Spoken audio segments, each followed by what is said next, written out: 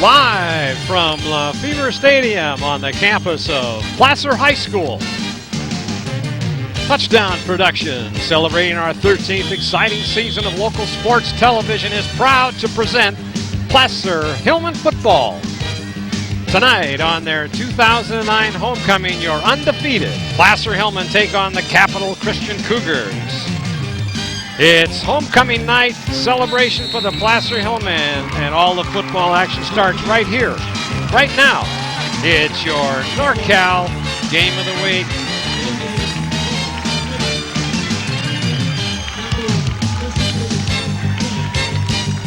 The undefeated Placer Hillmen enjoy the home field advantage again tonight at LeFebvre Stadium at Placer High School, and this time it's also the 2009 homecoming game against a non-league opponent, the Capital Christian Cougars.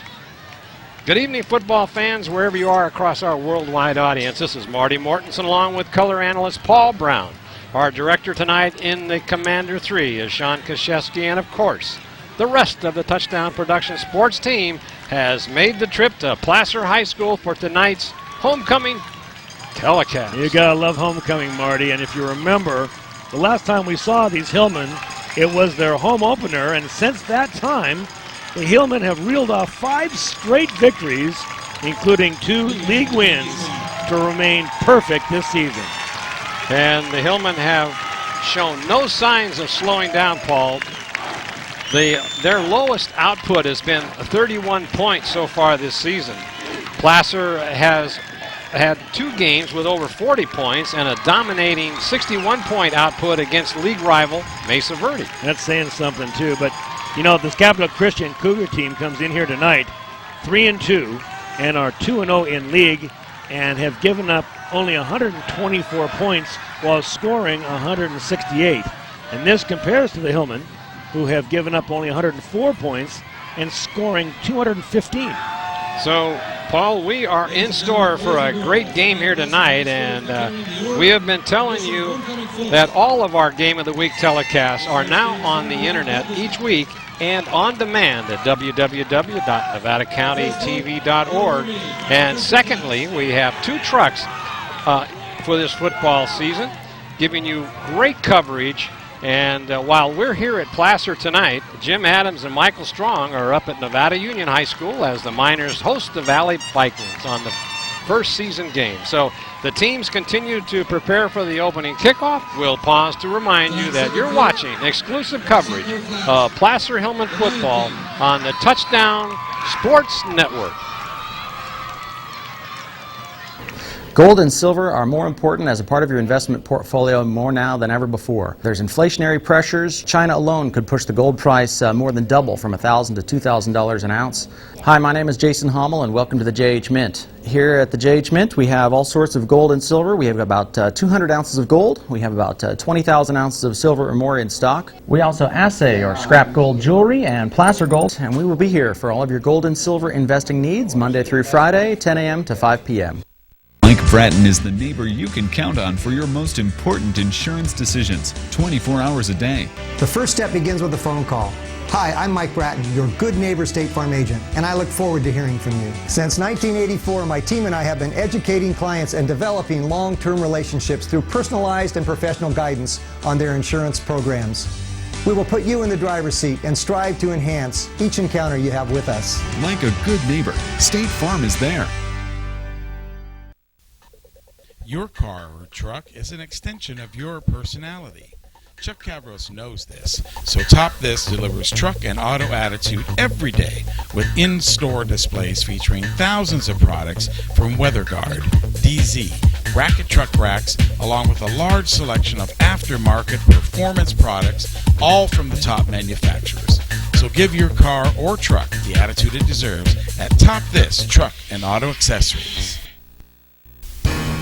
Purchasing a used car is better for the environment than buying a new one.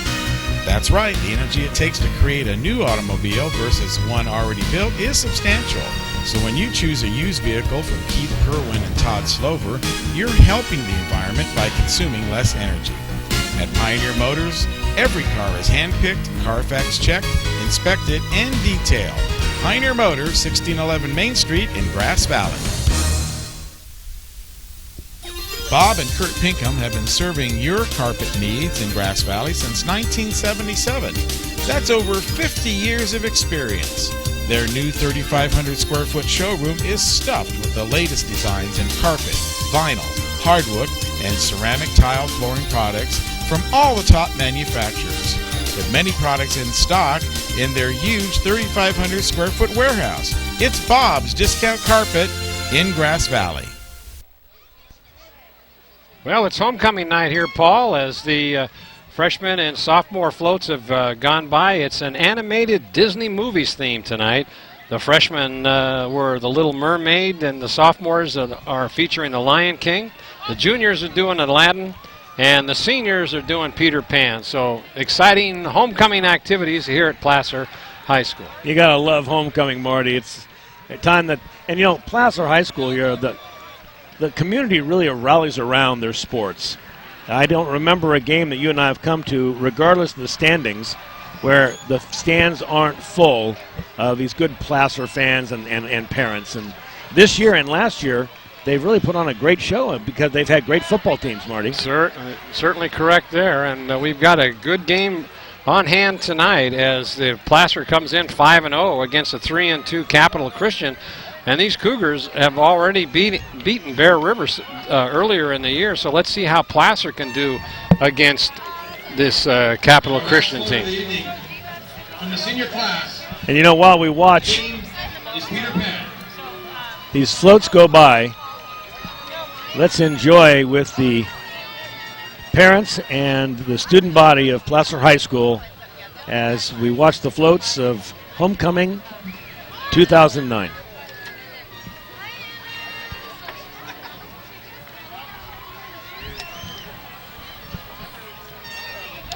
This looks pretty elaborate here. This is the senior class Peter Pan. They've gone to a lot of they put a little bit of work this. into Yeah, that. They have. Looks like they've got some a couple of young ladies tied up there for Captain Hook. Where's Peter Pan? You see Peter Pan anywhere? That's not Peter Pan. No.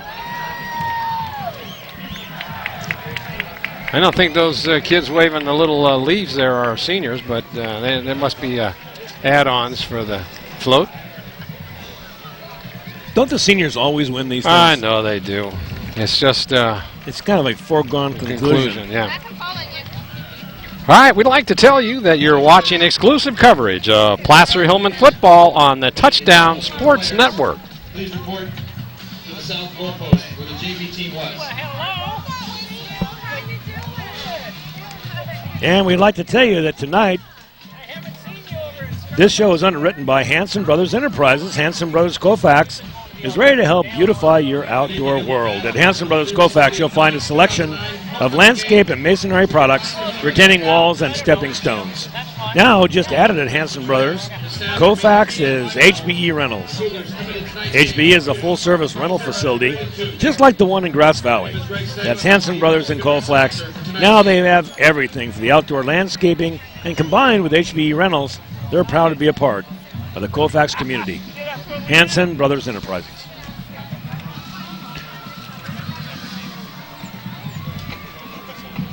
And by Touchdown Productions, celebrating our 13th season of local sports television. This is Marty Mortensen along with Paul Brown saying thank you for tuning in tonight and making us the #1 sports telecast in the foothills. Remember, all of our Game of the Week telecasts since 1997 are available on DVD from football to volleyball. They're all great sports moments produced by Touchdown Productions, now seen streaming all over the world at www.nevadacountytv.org. Just click on Watch NCTV Now or On Demand for the latest broadcast of your NorCal Game of the Week. And as usual, we're being treated by the best band, far and away the best band in the PVL, the Placer Hillmen Band. They've got a squad of, I'm going to guess, of about 45, and they can rock it, Marty. They can rock it.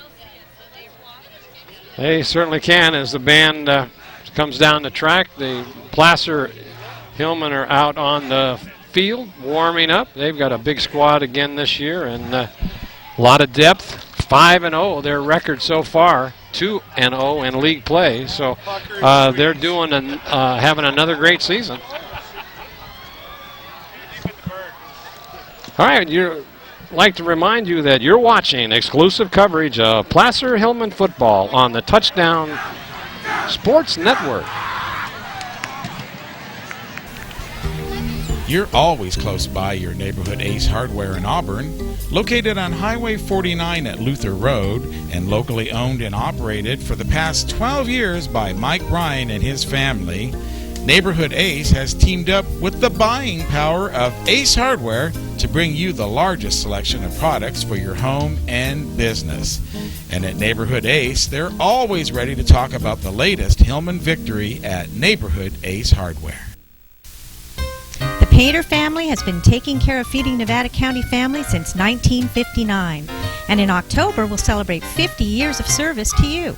At both locations of SPD, you'll always find USDA choice beef and a full-service meat department, a complete deli section, produce department, post office, and everything else that makes SPD so special. SPD Markets, hometown proud, where your neighbors shop. Personal trainer Michael Strong has a new way for you to be healthy. It's GetFitRight.net. The personal trainer that comes to you. Speed, strength, agility, and stamina can all be increased with regular workouts, and Michael Strong tailors each one to you. So be healthy with the help of Michael Strong and GetFitRight.net. Woo! In Grass Valley. Chan, Moon, and Kirschbaum welcome you to their Grass Valley location. Using OptiMap technology, Chan, Moon, and Kirschbaum offer complete eye examinations and can treat any eye condition. They then fill your prescription and grind your lenses in-house, offering a wide selection of frames and contacts. Chan, Moon, and Kirschbaum, protecting your most precious gift of sight. 360 Sierra College Drive, Grass Valley. The Hauser family reminds you if it's round, rubber, and it rolls, then you're sure to find it at Plaza Tire and Auto Service. From regular car and truck tires to small specialty tires for your trailers and golf carts, you can trust Plaza Tire has the tire for you. They stake their reputations on it every day. Plaza Tire and Auto Service. Auto repair done on your schedule, not theirs, in Penn Valley, Nevada City, and in Colfax. Well, we're back here live at LeFebvre Stadium on the campus of Placer High School. Marty Mortensen along with Paul Brown.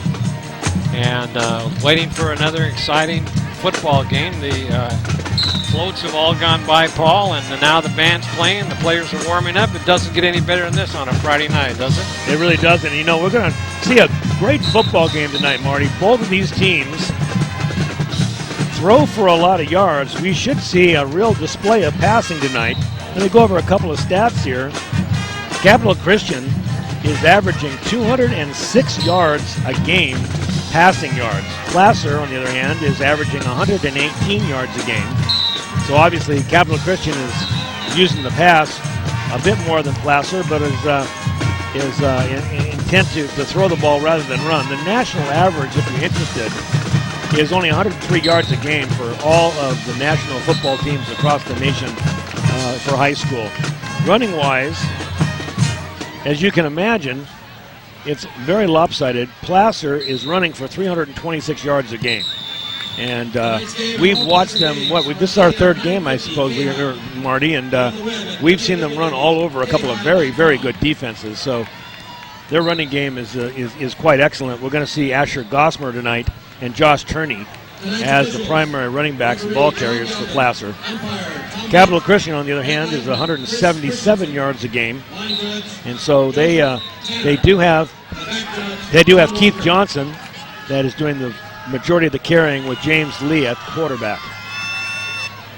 Well, we were here for the Placer's first game, Paul, and I'm just down there watching on the field as Cameron Southward he had a great game that night. He's a wide receiver, safety, and field goal kicker, and he is kicking 40-yard field goals tonight. Right. And got no breeze, so that ought to be great for the field goal kickers. A little cooler than it was in those early season games, Yeah, but you're right. He had a tremendous leg, and he was pumping them into the end zone on the kickoff. He just kicked one 45-yard field goal right there attempt. So I think we're going to be exciting. I don't know if I want to be the football players in front of him kicking. If he happens to hit a low liner, he's going to take somebody's head off. Next week we'll see this Placer team. They will be going to Bear River, which will be a PVL League game, and I think that will be a really quite excellent football game. If I was to guess, however, I'm sure Placer will be favorite in that game, Marty. I think you're right. All right, Paul, let's take a look at the PVL standings so far this year after we're 5 games into the season. And look who's on top. Placer Hillmen, here they are, 2 wins and no losses. Overall, they're 5-0, and followed right behind by Lincoln, who's going to be 5-0 as well. Lincoln used to be a doormat for all these teams. Now look. Yeah, and that's the truth. Then 1-1, we've got Colfax and surprising Whitney. Yeah, right. I'm surprised that they've lost a league game already. And actually, I'm surprised they've lost 2 games at all. This is a big, well-coached football team, and coming from a much larger school than the rest of these schools. But Whitney is 1-1 in league, and then we've got Bear River, El Dorado, and Mesa Verde, all with no league wins, but respectable overall win-loss records.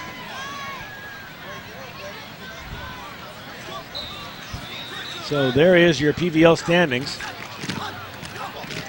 as we watch Capital Christian warm up here. Looks like they've got a pretty big squad, and they've given Bear River a run for their money on first game of the season for both teams. Came out on top. Take a look at the Delta Valley League. We got tonight's the first game of the league season for all of these teams, and Nevada Union, with the overall record of 4 wins and 1 loss, they're playing their first game tonight against Valley, who is 0-5. Nevada Union is followed by Franklin at 2-3, Elk Grove at 1-4, along with Davis, and Laguna Creek at 1-4, and Valley is 0-5. So it's that Delta Valley League looks a little weak this year compared to previous years, but next year this all gets switched around as Nevada Union, I believe, goes into the Sierra Foothill League. And that will be interesting to follow. We'll have all new games here on the Game of the Week. Of course, we follow Nevada Union, and we will follow them into whatever league they go to. They're warming up. That's southward. And watch him kick them through here. He has got one big old leg. That ball hasn't come down yet. That was at least 50, 60 yards in the air. I point out tonight, Paul, that they're having they're going to retire a jersey for a young man, Sergeant Josh Hart. He was a player here for baseball here at Placer High School, who unfortunately was killed in action in Afghanistan. 24 years old. They're going to retire his jersey number, and on the field tonight to complete that task will be his mother, Olivia Hart, and Sergeant First Class Stu Elliott will be doing the presentation for this young man who unfortunately lost his life at such a young age. So as we line up, about 5 minutes left on the clock before game time. The captains are about ready. They're about ready to head out to meet with the referee out in the 50-yard line. And this game should be underway here very shortly. All right. There is a young man right there, number 24. Looks like he's one of the captains tonight, Cody Barsom. We like to point out that Cody's mother, Shannon, is in the hospital currently, and she has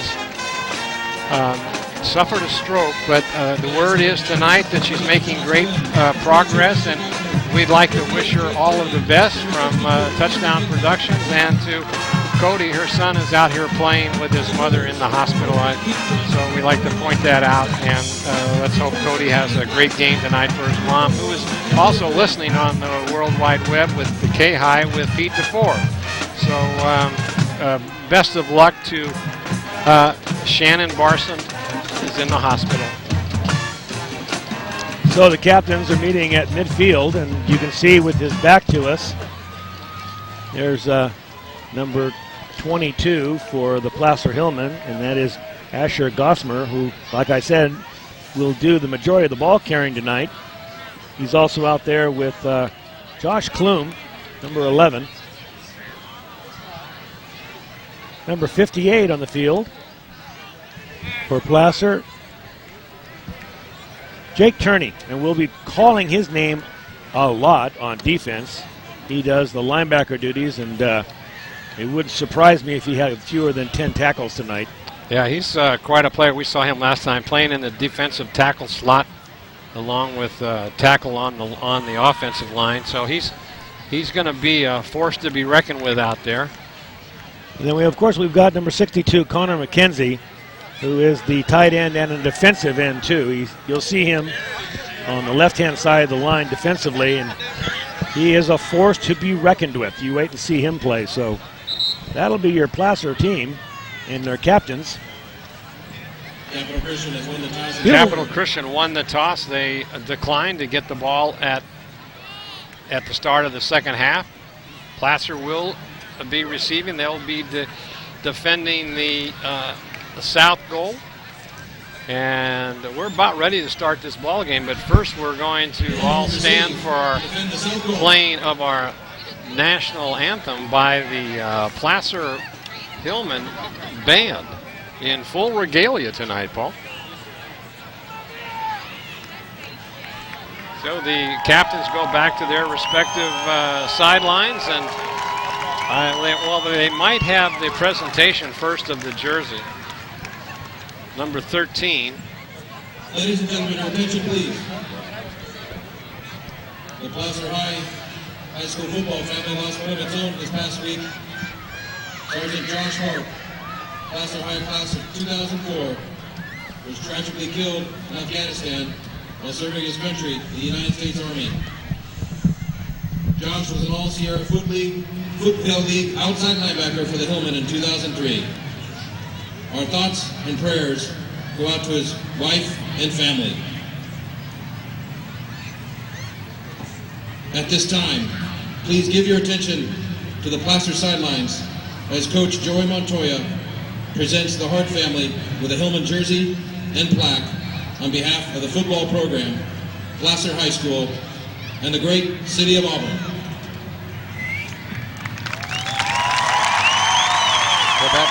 That is Olivia Hart, and that is his wife, accepting the jersey number 13.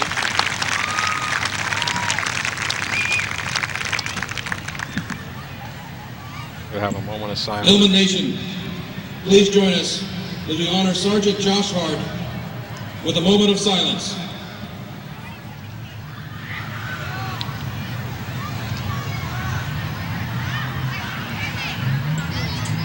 Thank you.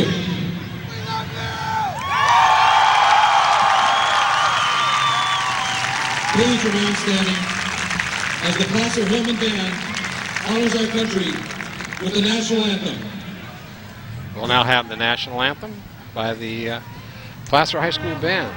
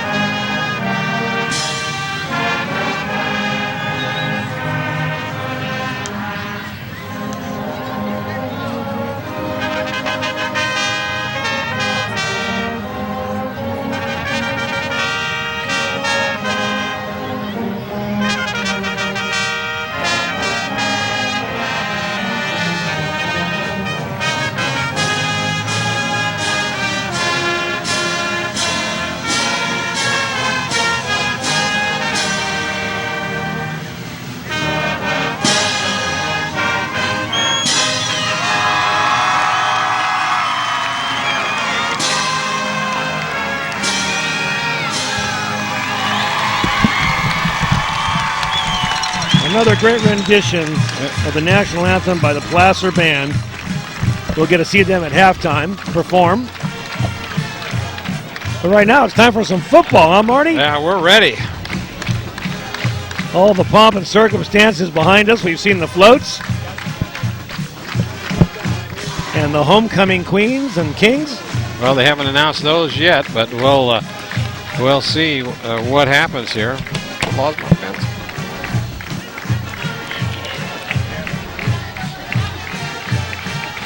Well, the Placer Band is into it with their fight song.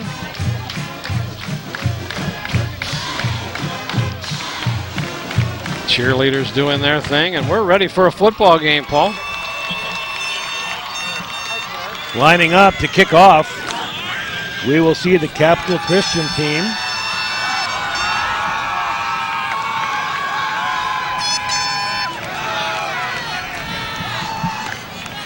Kicking off for the Cougars, number 6, Brandon Greenley.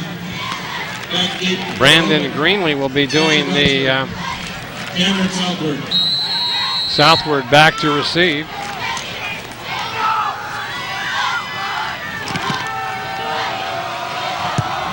Deep kick. Taken over by Southward.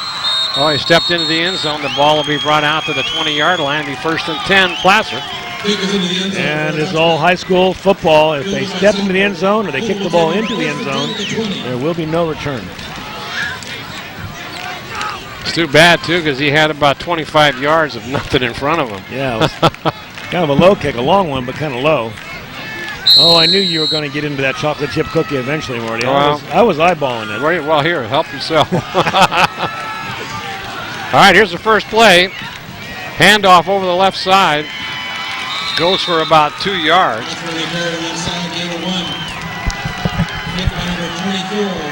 And that was number 22 for the Hillman. That was Gosmer. Barsom in on the tackle, the young man we talked about. That was a gain of about 1 yard. Receiver far out to the right. Looking to pass, going deep. He's behind in the secondary. He's got him wide open. We've seen this before. He's at the 10, the 5. Touchdown, Placer. And Asher Gosmer doesn't waste any time. A perfectly flown spiral that he simply outruns the defensive backs. Catches it on the run in perfect stride. Asher Gosmer. The Hillmen get on the board first in their second play. Wow. Man, our first game of the season, we saw that same play. Gosmer got deep. He went right by the the safeties. The pass was right on the money. Colin Burnett. And the kick is up and good by Southwood. So right away, 7-0. With only 43 seconds off the scoreboard for time-wise. Well, this Placer team for the year is averaging 43 points, Marty, but not far behind. Capital Christian is averaging 36 points. So if this isn't going to be a shootout, I'm not sure what we're going to see. We're going to see the ball being passed a lot. Well, that was a nice tight spiral. I don't know if we have it on replay or not, but great. Here comes the replay. Yep, sure enough. Let's check it out. The field level coming back. And watch, setting, perfectly throwing, watching the receiver all the way down the field, but he just basically throws it long and gives Gosmer a chance to make a play on the ball. Reggie Mixon and David Oates deep. The defensive backs were, they slowed down, and that was the wrong move. It hit him in full stride, right over his shoulder. Caught it on the run. So now Placer's ready to kick off. Quickly scoring 7 points.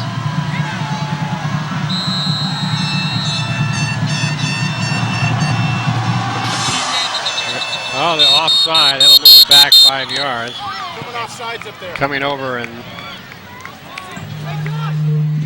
That was Oates, David Oates, number 7. So Cameron Southward will get a second shot at this.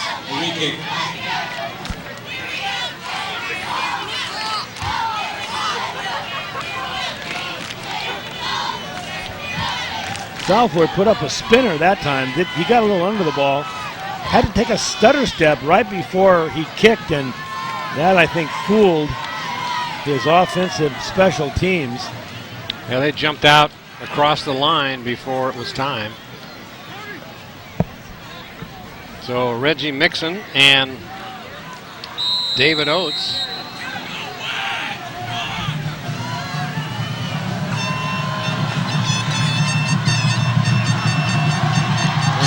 Kicker. Well, that's a deep kick. That's going to go into the end zone. Yeah, it flips in the end zone.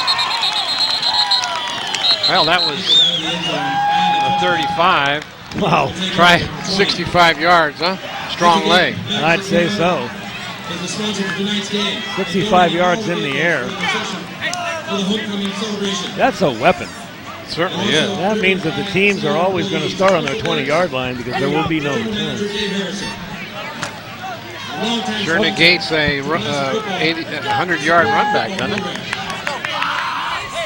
Crowd continues to come into the stadium. This place is packed. I love Placer. These people, they know how to rally around a high school team. And Placer's been putting on a great show for them this year. So here we go. Capital Christian now. First handoff up over the right side, and that'll go for about 4 yards. That looks like Mixon. Reggie Mixon, number 10. Under center, we'll see James Lee at quarterback. And Reggie Mixon will be the first ball carrier. Like I said, this is a passing team. I'm sure they'll try to establish some kind of a running game before they bring out the big gun.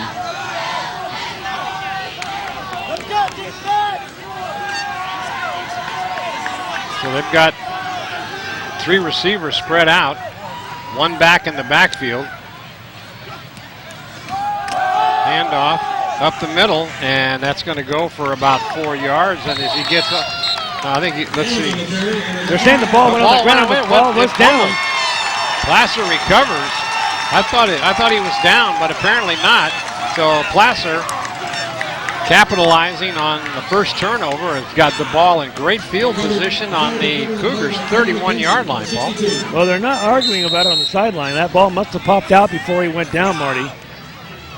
It's kind of hard to see from up here, but Placer will see if they can take advantage. Okay, there's a handoff to the first man through. It picks up about 5 yards, down to about the 36. Good for 4.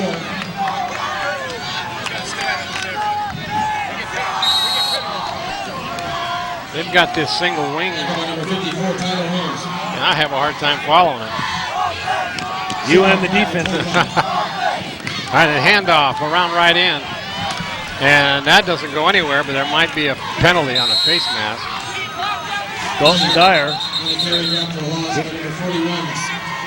So we do have a replay of the fumble, I'm told, here by Sean in the truck. Let's take a look at it. Maybe we can see this ball popping out. Here it comes. So it's right up the middle, Marty, and there's not much going on here. And right there, I think he was down. I thought he was down, too. That's why But the ball is now, I'll tell you, I don't know if that's a good call or not. He had his hand down, and it looked like he had his knee down. So it looks like he had his knee down as well. Yeah. So they're going to call that a fumble. And Placer was called for a hold, and that'll take it back where it'll be second down and 15. And now Placer's in a passing situation here. 2 receivers out to the left, looking out into the flats. Got his man, that's Southwood, but dropped the ball. Cameron Southwood, the best receiver on this Placer team. Passing yards is receiving yards. It is Southward. And I don't have his stats for the season. Over center is Burnett. Looking. Right over the middle. Got a man wide open. Nobody there. Down to the 15-yard line, first down. There was nobody on the coverage. That's the tight end. That's big Josh Klum. And he's a huge target, Marty. They're showing him, he's a senior. Clem, and you know, he's got to be, what, 6'3"? Yeah, he's a tall kid, pretty heavy. And he was wide open. I don't know what happened to the backs. Oh, right up the middle, going in, standing up. Nobody touches him. That is Josh Turney, right up the middle. Boy, he was barely touched. There was one hand on him, maybe. He waltzes right in there from about 14 yards out. That formation they use with all that deception, it's tough to follow. So now Cameron Southward comes back in to try to make this a 14-0 ball game.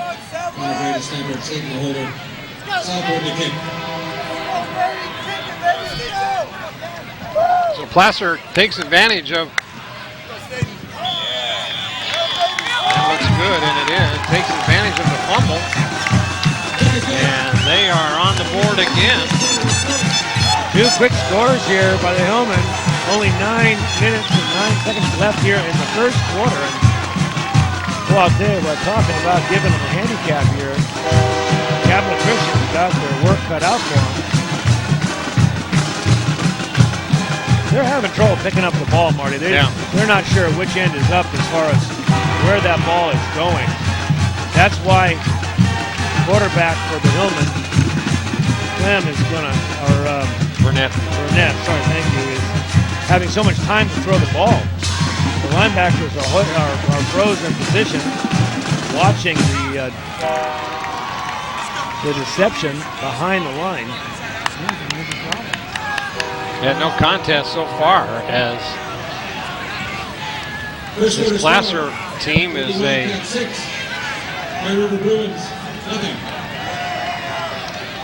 I didn't. What was that? What did he say the score was? For Bear River, nothing. But I didn't hear what Whitney score was. Well, here we go again.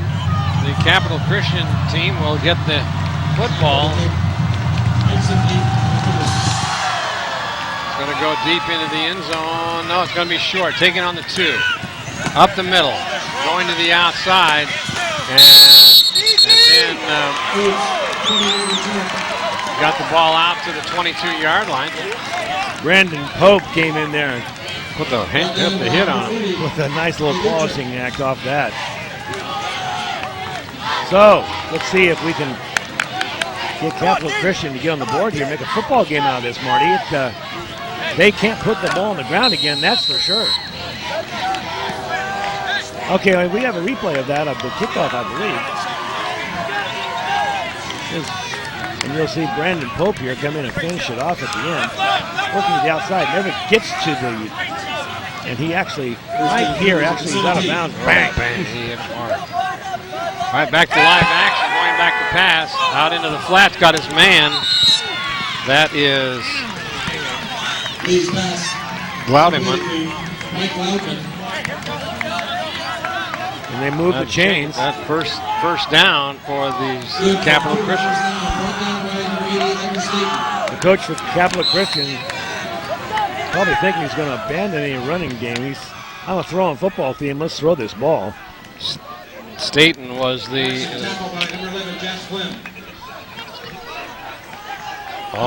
Josh Clem in on the tackle. 2 backs in the backfield. 3 receivers out.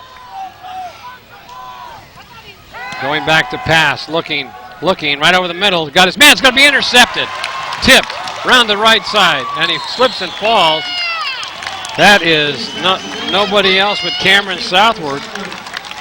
That ball was tipped, thrown very hard, tipped, and now once again the Hillmen are in ideal position again on the Cougars' 36-yard line. You know, it was a good pass by James Lee. He's got quite an arm. He just sent a bullet right there, and it did get tipped. And when a ball is tipped, it's anybody's ball. So let's see if we can see if the Hillmen go back to the air, Marty. Be a handoff. Oh, I didn't even see that. Right through the line, and he's going to score. That's score again. That was Gottsmer. I didn't even see it. There's a flag on the field. That'll bring it back. Man, I was looking at the wrong guy. I couldn't believe that. The deception is amazing. The execution is superb by Placer. Great ball handling in there by Burnett. But you've also got to give credit to the offensive line, the Placer offensive line. They're running behind big number 77 for Placer, and that would be Jake Steyer. We do have a replay now of that interception that turned the ball back over to the Placer Hillmen. Let's take a look at that. First and 20 for the Hillmen at the Here it is. You can see it's a dart. Cougars. Goes off the hands of his receiver and right into the hands of the Hillmen. Back to live action. In motion is Gottsmer. And he gets the handoff around the left side. He's going to get all the way down to about the 28-yard line. Let's see where they spot it. Well, there was no deception there, Marty. He just ran right around the left side. He's the fastest man on the field. Gottsmer. Second and 2 at the 28.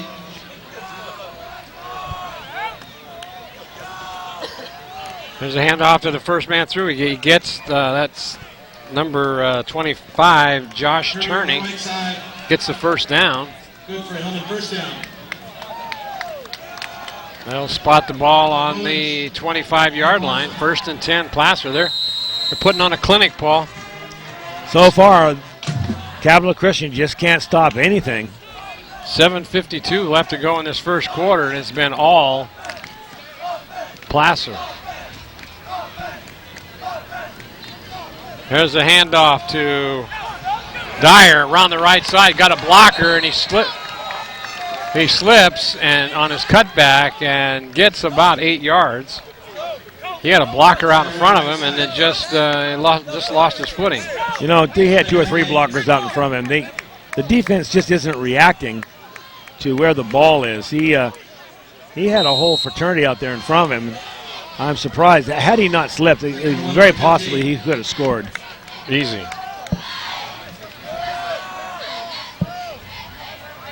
If Capital Christian is going to get in this football game, they've got to put a stop here. Right here, they got to stop them right here. You don't go down 3 touchdowns and come back, even with the explosive offense that the Cougars have. There's a handoff up the middle for a first down, and it'll be first and 10 all the way down to about the 12-yard line.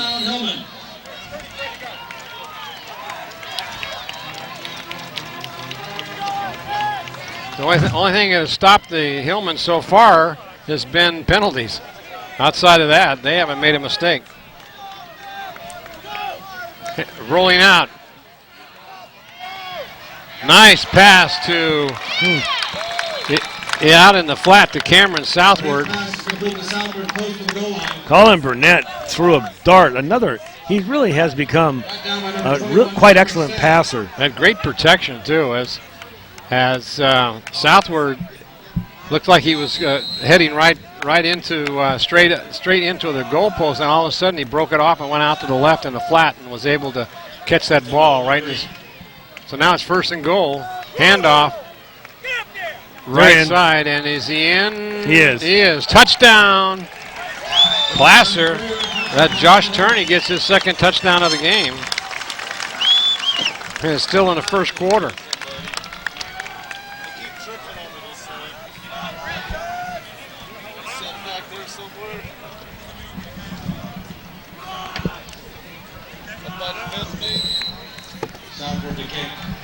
So now Southward comes in to try for the extra point.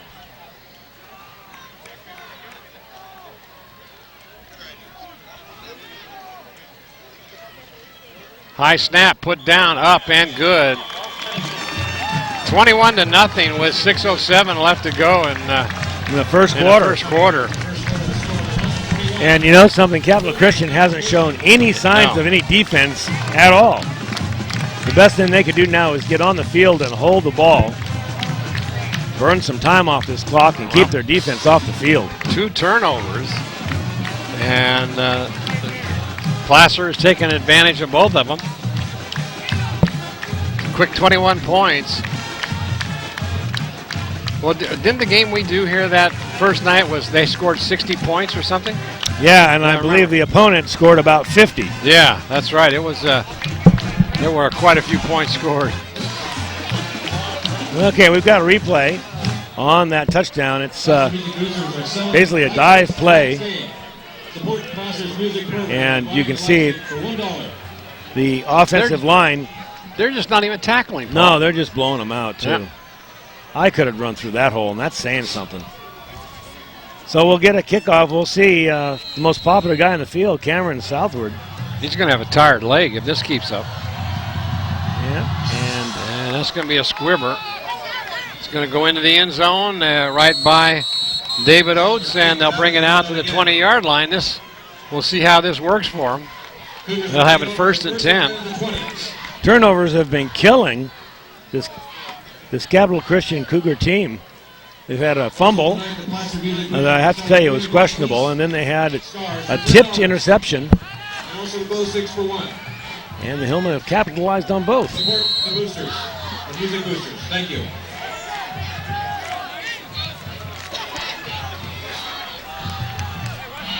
Coach Montoya is going to have to call off the dogs here pretty soon. Unless the Cougars can get something going. High formation, and there's delay of game, so nothing is going right. Before the play started. That'll set them back 5 yards. It'll be 1st and 15. Back to the 15-yard line. The Cougars back them up 5.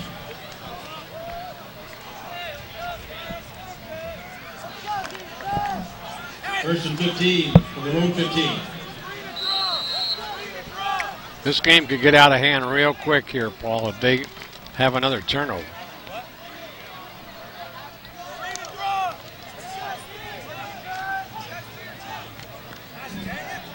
Four receivers out. There's a handoff to their big back, Keith Johnson. Keith Johnson on the carry. Johnson's a big boy. He is fast, and he's built like a fullback. Going over right side and getting back the 5 yards that they had on the penalty.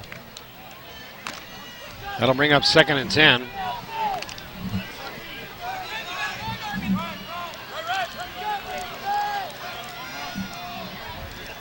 High formation, 2 receivers out to the left.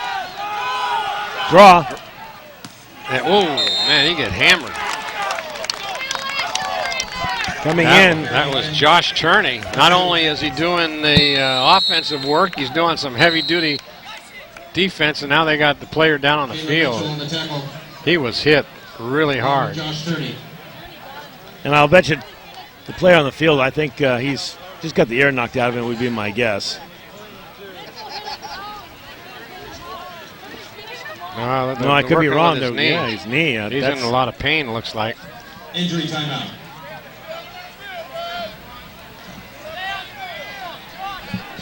So they'll take a timeout. Turney came in and just laid a hit on him at the.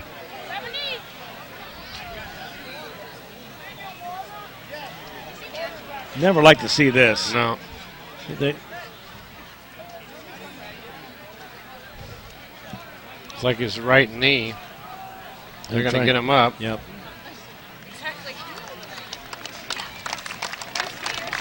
That was number 21. Cameron Stagg, the injured player. He's a senior. He's not putting any weight on that leg.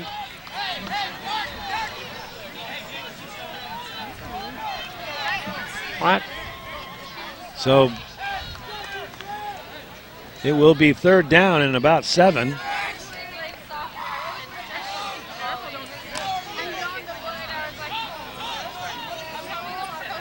Well, let's see what they got. They got one of the better quarterbacks in the area. Strong arm. Completing about 68% of his passes. Let's see if they can do something here against this strong Placer defense. 3rd and 7. James Lee over center. Fakes a handoff, rolling out. He's got 3 receivers. He can get it himself. He'll go for it. He'll take the ball himself and goes out of bounds. He's got about for 9 yards and a first down. He had his wide receiver, number 88, Mike Glodman, out there, and that was his intended target. I think he just saw the daylight and decided to take the first down. Well, they had nobody shadowing on him, and he just kept on going and took it out of bounds for a first down. 1st and 10 on their own 32-yard line. 1st and 10 Cougars at their own 32. Back to pass again, looking downfield, and hits his man over in the flat. That was Paul Roberson for about 8 yards. Roberson making a great out pattern, getting 8, like you said, Marty, but he just drove his defender back and then just took the yardage that they were giving him. Lee putting the ball right on target. High formation again. Oh, a mix-up in the backfield. I think that was supposed to be a handoff to the first back through, and the quarterback turned around and handed off to him, and the back was already through the line of scrimmage, so he had to carry it himself, and now he hurt his hand. James Lee is holding on to his right hand. He's taking the call, though, from the coach. I don't think he's going to be injured too badly. They've got 3rd down and about 1. Coming out far right is number 88, Glugman. Oh, coming across, had a hard count, drew him offside, trying to anticipate the snap. And so that'll bring up a first down. So 2 first downs in a row for Capital Christian. Holding on that football. Down 21 points. They have not crossed the 50-yard line yet, and they have not been into Placer territory whatsoever. Now a timeout's being called. Timeout, Cougars.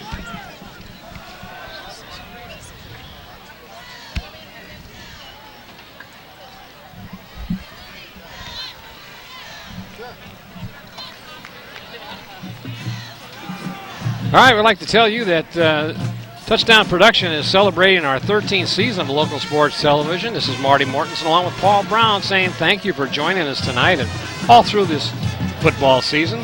But be sure to stay with us after the game when we announce the Bill Slade & Sons Trucking Player of the Game Award created by Award Innovations. Paul and I will select the most deserving Placer player and honor him with the Bill Slade & Sons Trucking Player of the Game plaque.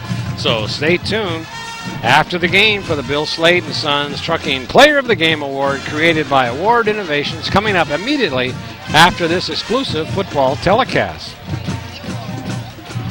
Paul, so far in this, early in this first quarter, Josh Turney has put on quite a show here tonight.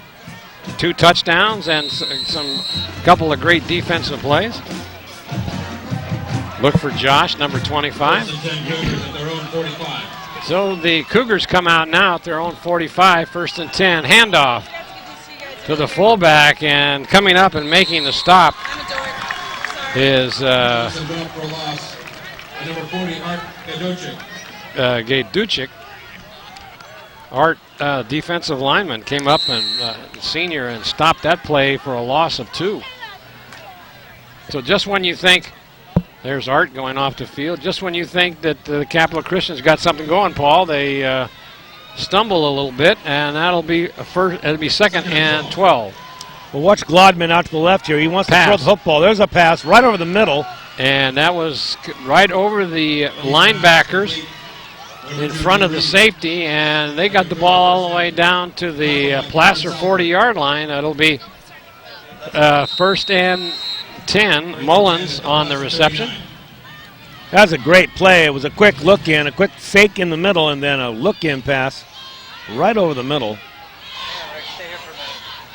So the Cougars are on the move. 3 receivers out wide, 2 backs in the backfield. Now going back, it's a handoff on a draw play that didn't fool anybody.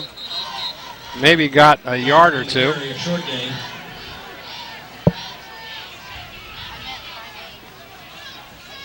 They've got to mix it up with the run sometime, but they certainly have a potent passing game. I'm sure the Cougars coach understands that. They've been very effective in the air. James Lee's a very accurate passer. Quick pass out into the flat. That's to Roberson, and he's going to get a few yards, but then the entire right side of the Placer defensive line comes up and makes a big stop. Maybe a gain of maybe 3 yards, where it'll be the third down and about 4.5, 5 yards. 3rd and 4 to 33. So big play here, Paul, for the Capital Christian offense. At this point, I believe they're in 2-down territory, Marty. They're going to go for it twice. Oh, there's going to be some. Flag on the play. Might be an illegal procedure. That'll hurt them. That'll bring them back 5 unless nope, it's going to be stepped off against Capital Christian. Yep, illegal procedure. So now that'll bring up 3rd down and 9.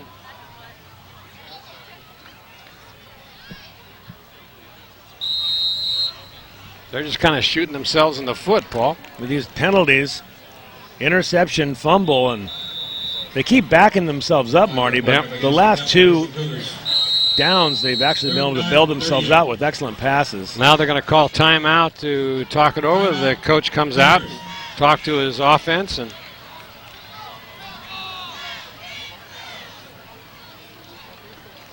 well, there hasn't been much action on the Placer side of the field tonight.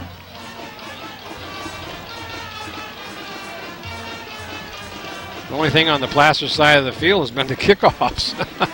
Pretty much. Yeah, no kidding. So it's be 3rd down and about a little over 9 yards. Mannington Toyota, sponsor for tonight's game, has donated tonight's vehicles for the homecoming procession and celebration.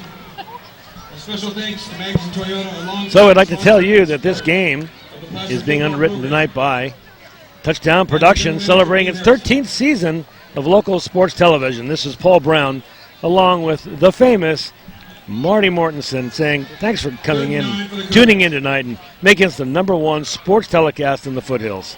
Remember, all of our Game of the Week telecasts since 1997 are available on DVD, from football to volleyball, and they're all great sport moments. So give us a shout at Touchdown Productions. You can also see us streaming on the World Wide Web at www.nevadacounty.org. Well, there was a nice play right there as Lee passed to Oates, and he was all alone. I think they did get the first down. He took it all the way down to the 27-yard line of Placer. That was a nice play, Paul. It was. And Oates was all by himself, like you said, Marty.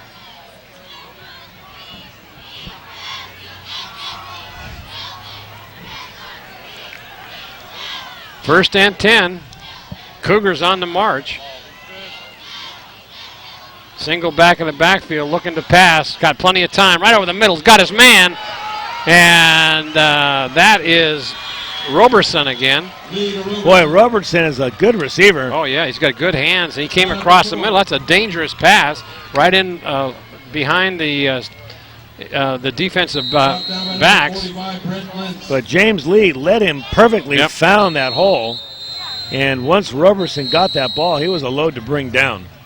It looks like Capital's going to get on the board here. And Placer's calling timeout as the ball rests on about the 5-yard line of the, just inside the 5. It will be 1st and goal.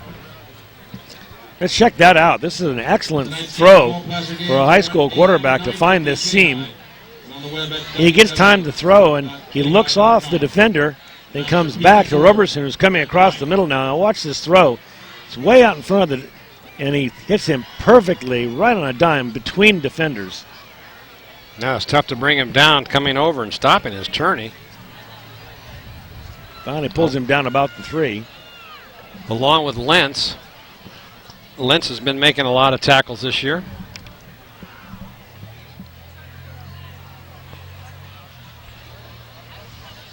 So it's 1st and goal for Capital Christian as they've had a couple of miscues on this drive, set themselves back in some penalties, but they've capitalized on it, and they're doing it all with passing. Because the running game hasn't been doing much so far, Paul. Well, they'll probably try to just punch this in. They've got 4 downs to do it. And this is a very, very potent offense, Marty. If they can figure out a way to stop the Hillman. Handoff over the right side. He's driving in. He's going to go in for a touchdown. That looked like Mullins. And that brings the cheers up from across the way. They haven't had much to cheer about, but they got on the board here in this with 53 seconds to go in this first quarter. There's a lot of scoring so far. Paul got a 28. Well, if they can make this extra point, they'll have 28 points in this first quarter. In the first quarter. We've seen a lot of that this year, Marty. Yep. The TVL is loaded with high potent offenses. So Greenlee comes in to... There's a bounce. He bounced it. He's going to look for someone to throw to. And they're not going to make it. Did they make it? I don't think they came up short. No, they didn't. Incomplete, so that's just not what the Cougars needed. No. So they don't make the extra point on the bad snap. So with 53 seconds left to go in this first quarter, Placer 21, Capital Christian 6.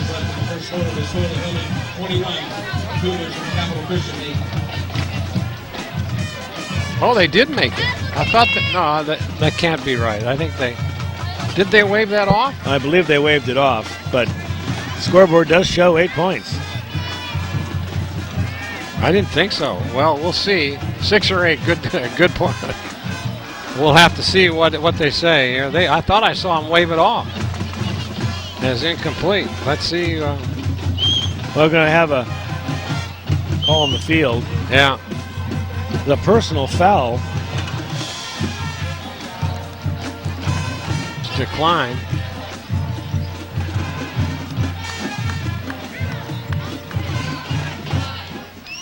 So we'll clarify the score with you as soon as we get word.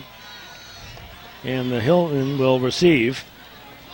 I thought he came up short, and I thought I saw the referee give the... Waving it off. Waving it off, but... There we go. I thought that was the case. So it is 21-6. And Capital Christian will kick off again to... that's the... Every time the Hillmen have touched the ball, they have scored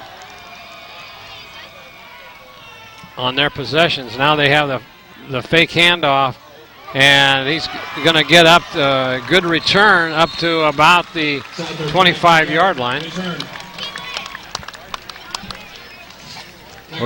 Reggie Mixon and then Josh Jane of the Cougars. So the Hillmen will start 1st and 10. Let's watch the run back here on replay. And always the fake handoff, which seems to pause the defense some. Good tackle in there. Back to live action, going out to pass, and it's caught. Breaks away, and the ball's fumbled. The ball's on the ground. And it looks like Capital Christian recovered. It is. So Capital Christian will get a turnover of their own before the end of the first quarter. They will take over deep in Hillman territory. Ball got stripped out. He looked like he was going to be tackled and just kept going for some extra yardage, and before he could get down, ball was pulled out of his arms.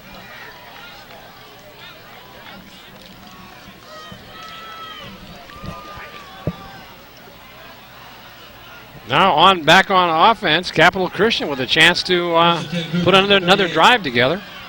Single back in the backfield, going back to pass, looking, got plenty of protection over the middle, and boy, he had his man for 6 points, but coming up, and that was Josh Clem who came up and just got his hands on the ball, but that looked like 6 points easy. It did, and he had a choice of receivers. He had Ludman out there, and there wasn't a defender even close to him. Yeah. So maybe the Capital Christian has found a chink in the armor here, because they're looking very good within the passing department. Quick handoff, right side. Going to go for a couple of yards. Mullins on the carry, short gain. I guess they've got to do what you said, Paul. They've got to at least run a few plays because they keep the defense honest. But the receivers are going to be that wide open, Marty. It's that's a big hole that the Hillmen need to sew up. Well, that'll be the last play of this first quarter, 21-6 in favor of Placer, but Capital Christian is on the move. So we've got a ball game. Here's your line score. Timeout on the field. A lot of scoring coming early in the first 48 seconds. The Hillmen hitting Asher Gosmer for a pass that went over 60 yards. I think it was 79, I believe. It was 79 yards. Yeah, that's it was a heck of a way to start the ball game off in the second play from scrimmage. And then immediately, the Cougars put the ball on the ground in their third play from scrimmage, and the Hillmen pick up a fumble. And Josh Turney runs it in for his first of two touchdowns. On turnovers. That's the difference in this ball game, Paul. Turnovers, definitely. Yep. If the Cougars can find a way to score here after picking up this fumble, I think this ball game will have a whole different outlook here. Well, one of the things too, Paul, is that most of this ball game so far has been played on our side of the 50-yard line that we're on, so we're having a good look. So single back in the backfield, 3 receivers out. And it's third down and about 7.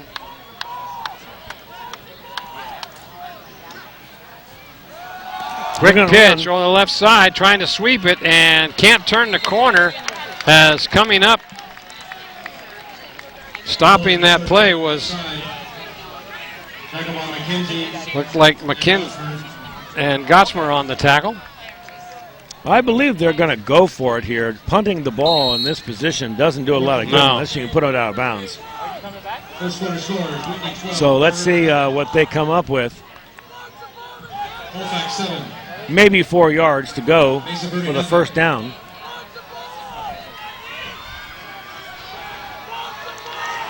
Well, they're going for it. 4th and about, looks like 5. I wouldn't be surprised if Lee doesn't roll out here. No, he's going straight back. Let's see what happens. Trying to get him on a hard count, maybe. And that's actually going to push the Cougars back again. Illegal procedure. I think that was on the wide receiver. I believe it was Drew Reed out there, number 2. Good game down at Del Oro tonight. Granite Bay undefeated. Del Oro. 28, Valley nothing. All first quarter scores. Del Oro and Granite Bay tied up at 7-7, first quarter. So now it's 4th down and 9.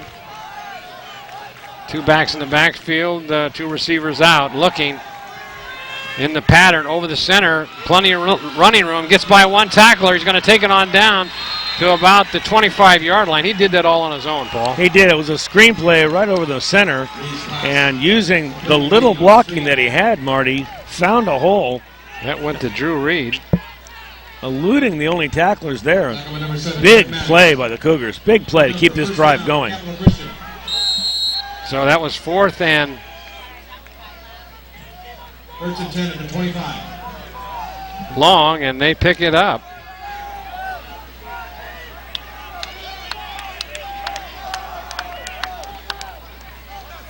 Quick pass out into the flat. He turns the corner and picks up about 6. There's that quick wide receiver out. Almost a run play. Taking advantage of the defensive back who's playing at least 10 yards off.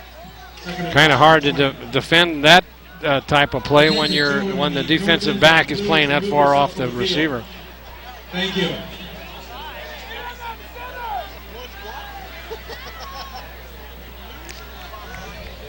So the Cougars driving.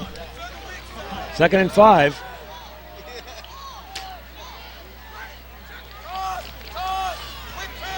Quick handoff, left side, and he's going to be stopped short of the first down.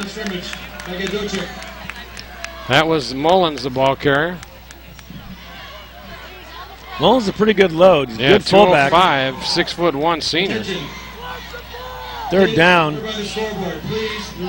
Again, we're in 2-down territory. Thank you. That'll bring up 3rd down and about a long 3, single back in the backfield. Quick pass, fake. Now he's going to go deep.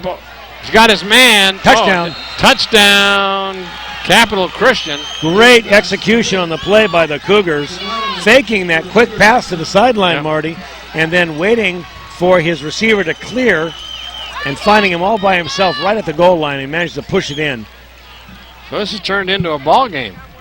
It really has. This is a very potent Capital Christian team. They can score the football. They just got to figure out a way to stop the Hillman. Yeah. Well, Hillman turned it over. They're going to go for only one. Green to the kick. Oates to hold. Put down, kick, up, and it looks good. It is. Green is kicking good. 21-13. With 9:55 left to go in this first half as Capital Christian is making a comeback. They scored 13 straight points now. The Hillmen haven't had much going on here since they turned the ball over. We have a replay of that touchdown. Here it is. Now watch him fake to the outside. Look off the defenders. He fakes that quick pass and then finds his receiver right over the top all by himself. The defensive back's completely taking that fake. And that'll be a touchdown. Glugeman, number 88 for the Capital Christian. Now, you know, there's doesn't seem to be a lot of anxiousness on the sidelines of Placer, and I think the reason is they're averaging 43 points a game. They know that there's a lot of scoring still to be had. Southward and Southward keep for the Hillman. Southward and Gossamer back to receive.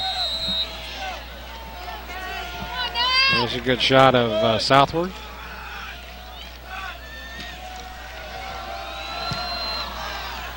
And taking the ball and keeping it is Southward. Oh, right up the middle. He's got some room. And he's going to get it up to the 40. Oh, he fumbled the ball again. The ball's on the ground. And it looks like Capital Christian may have come up with it. Let's see. No, they're saying Placer's got it. Let's see who came up with it. Wow, that's... Boy, that was close. It was. Number 66 came up with the ball. That was Ethan Halbert coming up with the ball. Wow, watch this. And the ball gets yanked out. You know, he was down, Marty. Well, another one. Number 45 should have recovered that. Petty, he should have had that. It was bounced right up into his arms. I believe his knees were on the ground it before looked that ball like, came out. Yeah. Right. Placer now 1st and 10 from their own 42. And there's a big sweep around the left side, and 15 yards left side. that was Gossamer. Wow, there was just nothing but daylight and blockers. This Capital Christian team's got to figure this thing out. Yeah, they've got no defense for any of that deception plays on those runs. The linebackers are just stymied. They aren't moving quick enough, and then they're not taking an angle. There's another sweep. And that is Dyer again. He gets a first down. Big chunks of yardage. Yeah. And they just can't figure it out.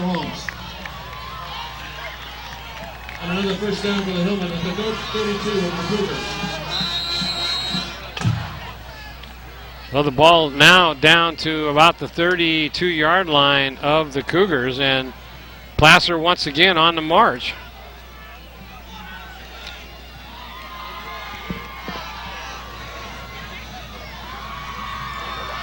Handoff, first man through. And he's into the they're into the secondary before the linebackers even react. Right. And you know, this offensive line of Placer is just blowing holes wide open. They are. If you concentrate on just watch this offensive line work, you'll see where the ball is going because there's just nothing but daylight there.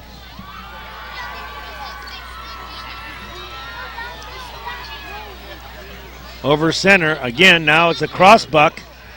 And now that's handoff. There goes Gottsmer, and did he get into the end zone? No, he's going to be knocked out of bounds on about the 2-yard line. 21-yard left side. Knocked out of bounds by David Oates. So immediately coming back, this Placer offense, they haven't run a play so far, Marty, that has been for less than a first down. I know, it's really something. First and goal to 7. At the 7, there is the ball carrier's Dyer. Dyer's close, but not quite in. Knocked down by number 54, Tyler Holmes. Ball's placed on about the 2-yard line. Second and goal. 2nd and 1. Oh, 1. Down to the 1-yard line.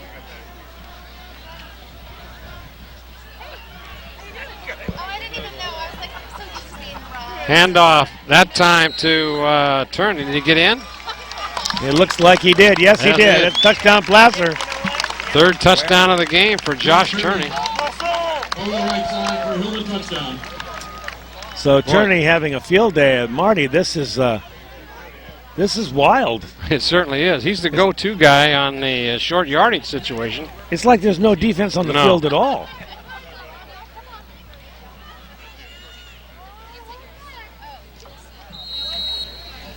Kick, stake in the hole. Ready to snap. The snap will come back. Reed will do, Cameron Southward will do the kicking. High snap put down and blocked. Well, there's something to cheer about from the Capital Christian Cougar side of the field. 27-13. Back to 2 touchdowns down.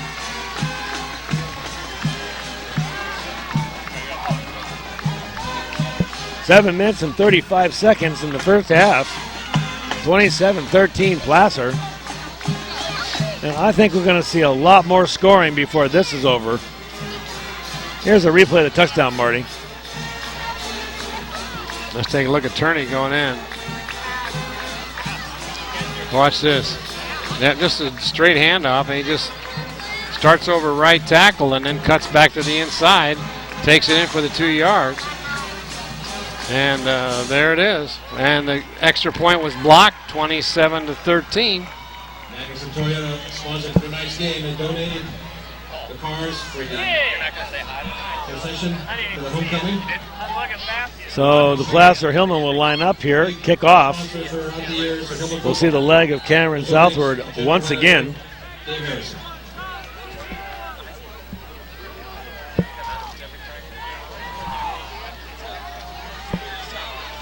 4 touchdowns tonight for the Hillmen.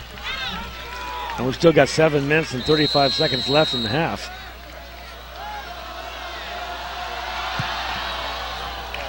Kick is going to be taken on about the 5-yard line. They've got a wedge coming up, and they're going to get it out to about the 20, maybe the 21-yard line. Well, they'll start 1st and 10, Capital Christian. Good coverage by the special teams for Placer Hillmen. Number 44, Chi Won Song on the tackle for the Hillmen. And the Capital Christian, the Cougars, are on the sideline talking to the coach.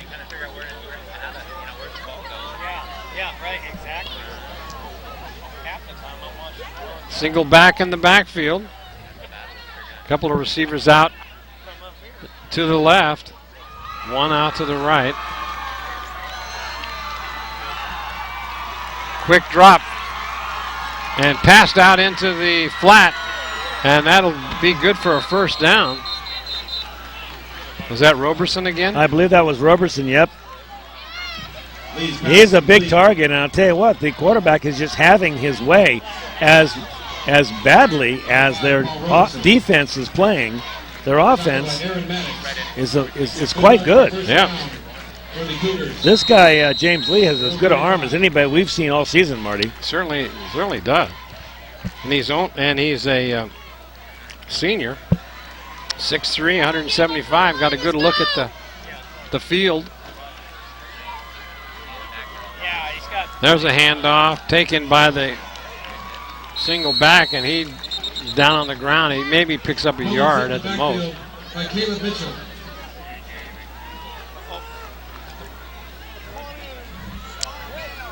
Short game for the Cougars.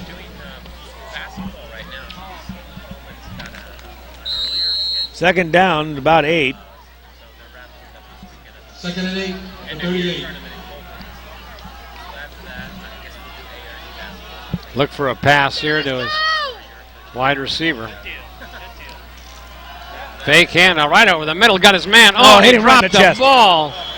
Oh my goodness, that was Roberson. I think he was. He took his eye off the ball to look to see if he was going to get hit, and just dropped it. That was a nice touch pass right in his hands. Roberson was so wide open, and there was nothing but green grass ahead of him. Boy. I think he may have. He wasn't worried about getting hit. He was wondering how he was going to celebrate the touchdown dance. Well, that'll bring up 3rd down and 9. Fake handoff. They've got a big rush, and they throw it out into the flat to Oates. Oates is He's now got room. Turning the corner. Placer had a big rush on.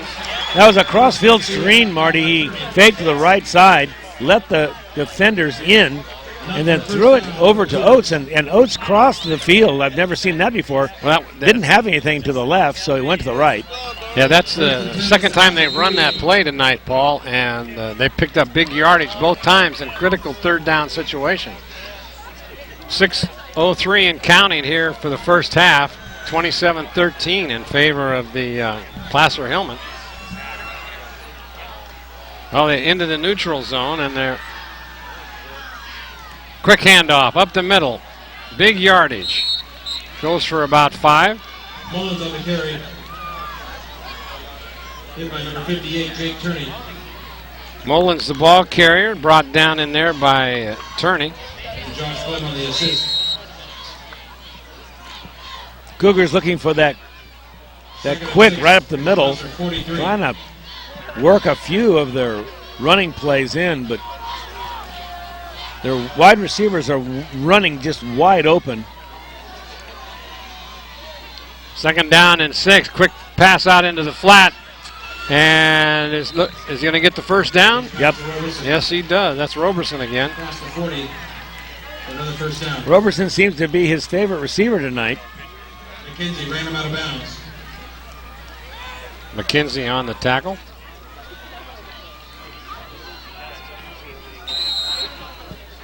Lee is getting a lot of time to throw that ball. First and 10 for the Cougars at the 37. And then he's got a very quick release, Marty. He throws that ball. He doesn't wind up and throw. He throws the ball like a dart. Quick release right behind his ear and bang. Perfect passes, especially in 10, 15-yard range. They keep going back to that quick out to the wide receiver.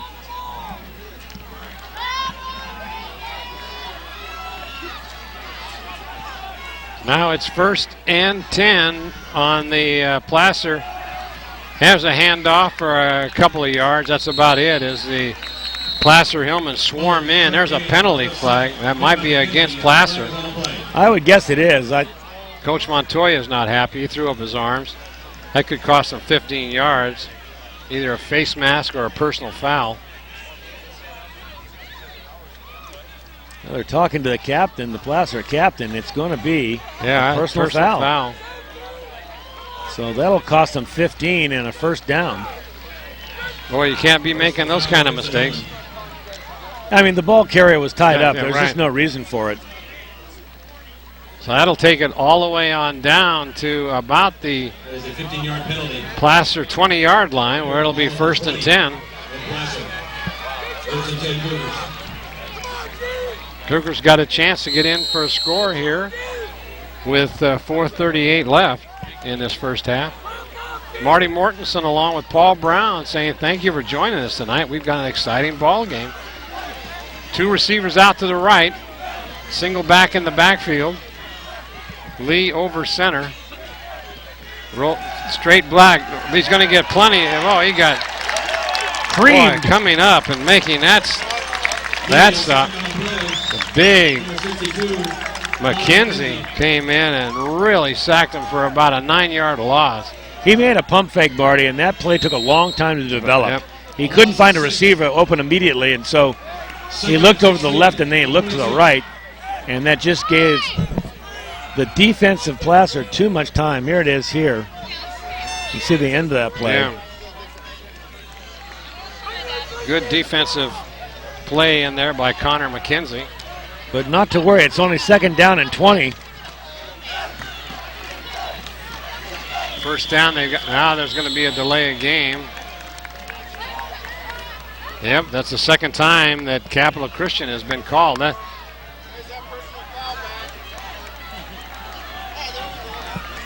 of game against the Capital Christian Cougars. So here's the replay again. We're gonna see them breaking through the line here, and you can see him coming right up the middle. He virtually untouched. Yeah, Lee didn't have a chance. A missed assignment. So we will now look at 2nd and 21.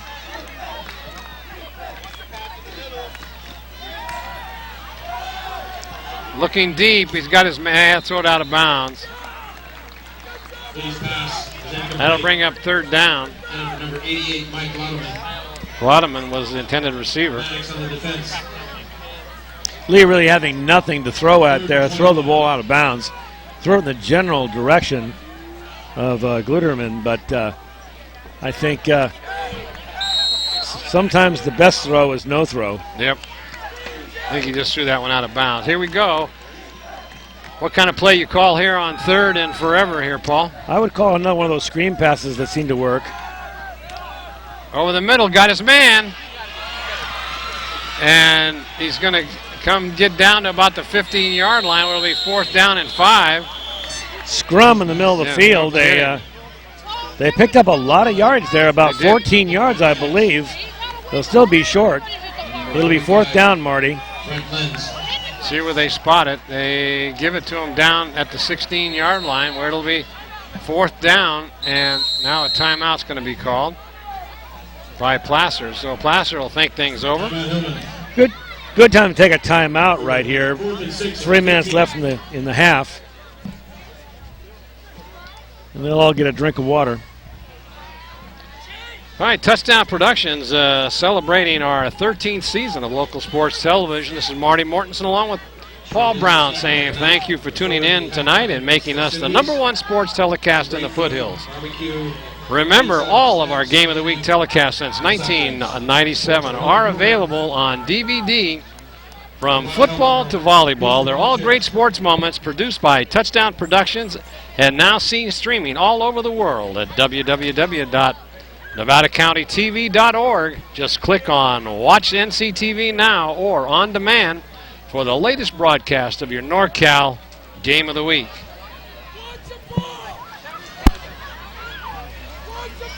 Well, back to live action here as Placer called the timeout with 2:56 left to go in this half.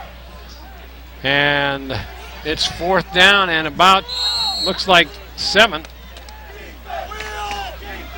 See what Capital Christian's got up their sleeve. Look for a blitz by Placer. They'll be coming. Oh, they're going to try to, no, they didn't. Looking, got a man up the middle. And it's going to, tipped away. Nice defensive play in there by Brett Lentz. Knocked that ball away, and Placer will take over with good coverage. About 2:50 left, Marty, and Lentz's real heads-up play. He probably could have gone for an interception, but it was much more advantageous for Placer to take the ball on their own 20-yard line.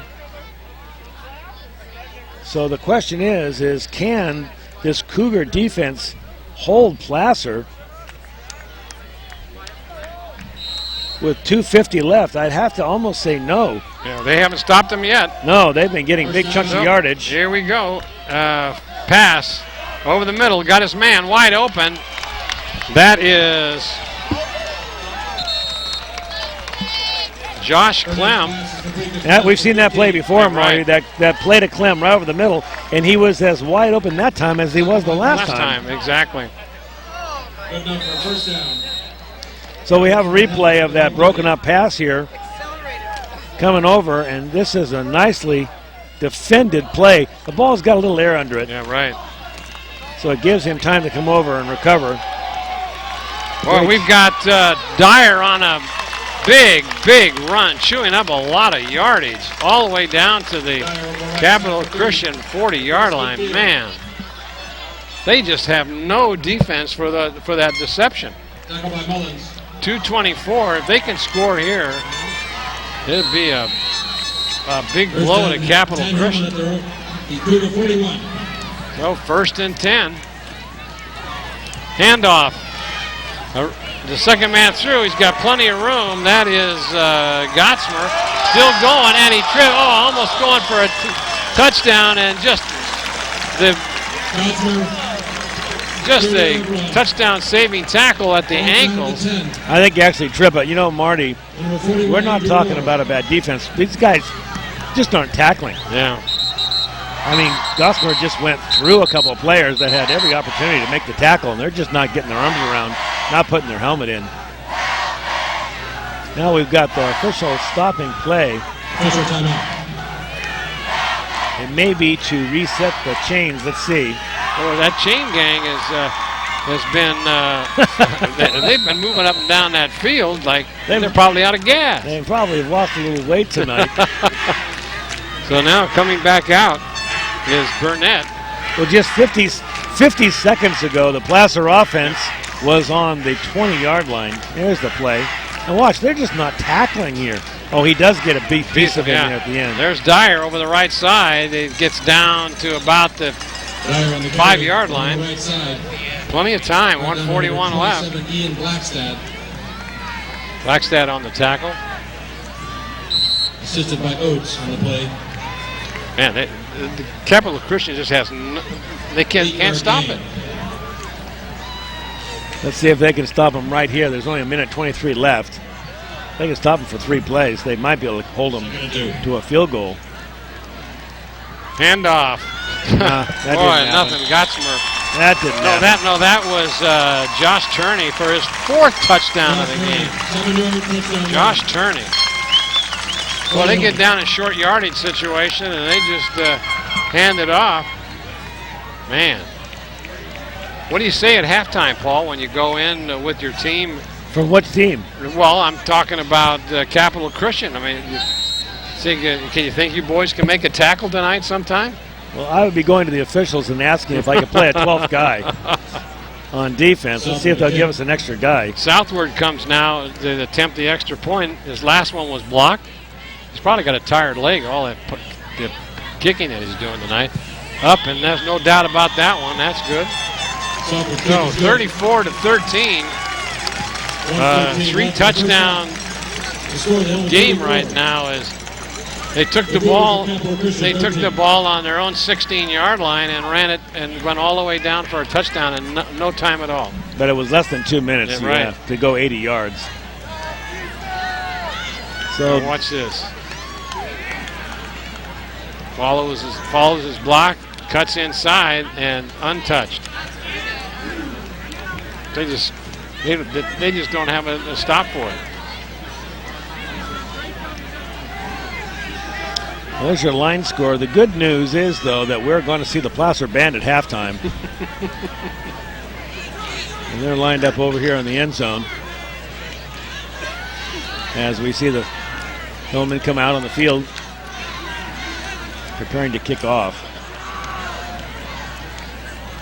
Southward's going to have to ice his leg down at halftime. He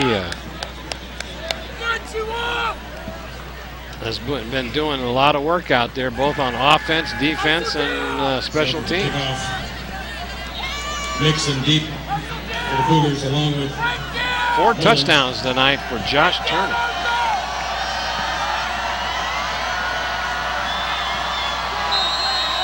Well, here we go again, Paul. Another big kick. Taken at the 5-yard line, coming up the middle, but then being smothered in there. Good heads-up play by Connor Gray. Takes up to the 24. No, that was 55. Hit by number 55, Jared Weaver, and number 1, Mike Gray. Jarrett Weaver is number 55, not 52 is Jared Gray. Jarrett. First and 10 Cougars at 25. So let's see if they can generate some offense here. 1 minute, 6 seconds left on the clock. James Lee over the ball. Going back to pass, looking downfield. Got his man for the first down and then out of bounds. Lee's pass complete to Bottom. Wow, they can complete that pass almost every time. Yep. He was wide open, and Lee throws such a beautiful ball out there. I'm not sure why they aren't going to that more often. The defense isn't backing off. That play is there. 37. Basically, whenever they want to play or throw to the wide out. 3 receivers out, single back in the backfield. Going back to pass, big rush, steps up, and throws it right over the linebacker who knocked it out of bounds. That looked like Goodman again, and it's basically the same play. He had time, and he dropped that ball, like you said, Marty, right over the defensive end. Bottom in the reception. First and 10 at the Hillman 49. 54 seconds. They have used 10 seconds off the clock.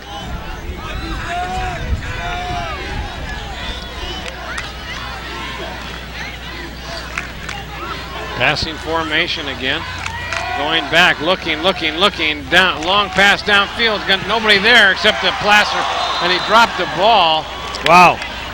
Oh man. The Hillman had an opportunity here to take the possession of the ball again, and that went right through his hands. I'm not sure exactly who Lee was throwing to, Marty. No, had a miscommunication with his wide receiver, as there was nobody there except the Placer defender. I believe that was Mixon out there again. Maddox was the cornerback who came up and had the ball in his hands and then dropped it. So now they'll get a couple more shots at it. Second down and 10. Quick handoff. No, he fakes it now. Right there's that play right over the middle, but the number 50. That was Dunn. Mark Dunn got in the way of the reception. And boy, he got a glare. Yeah. David Oates was the receiver, and they had Oates plenty looked of room. at him like with steely eyes. That's the play that has picked up some big yardage, but Dunn just got in the way. The offensive lineman came over there, and the ball hit him in the back. 3rd and 10.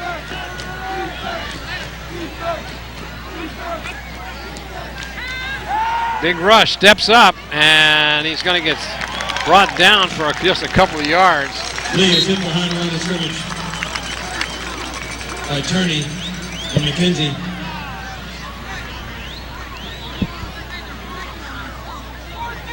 Turney and McKenzie on that tackle. Good defensive play. Short game bring up 4th and 7. So 4th and 7. The clock continues to tick down. 46.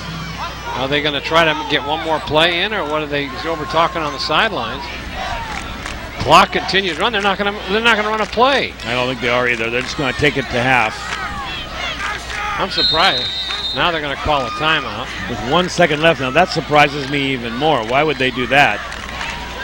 Well, they're going to try to throw one in the end zone, I guess. Delaying the inevitable.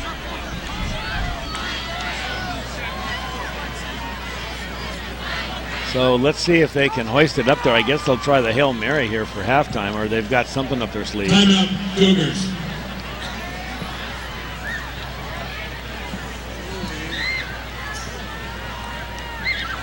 They're talking it over there at the 48-yard line, and let's see what they can come up with.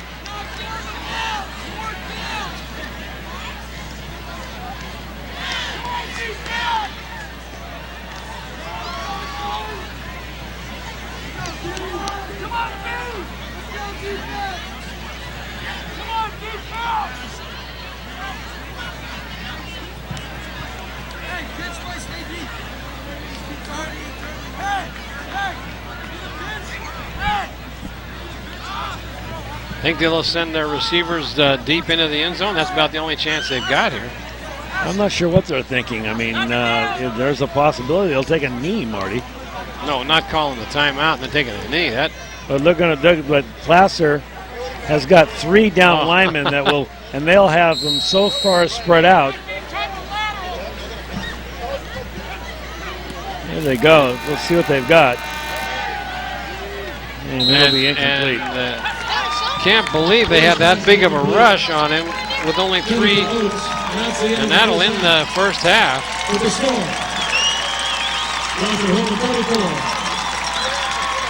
34-13, Placer here at halftime, and we'd like to tell you that you've been watching exclusive coverage of Placer Hillman football on the Touchdown Sports Network.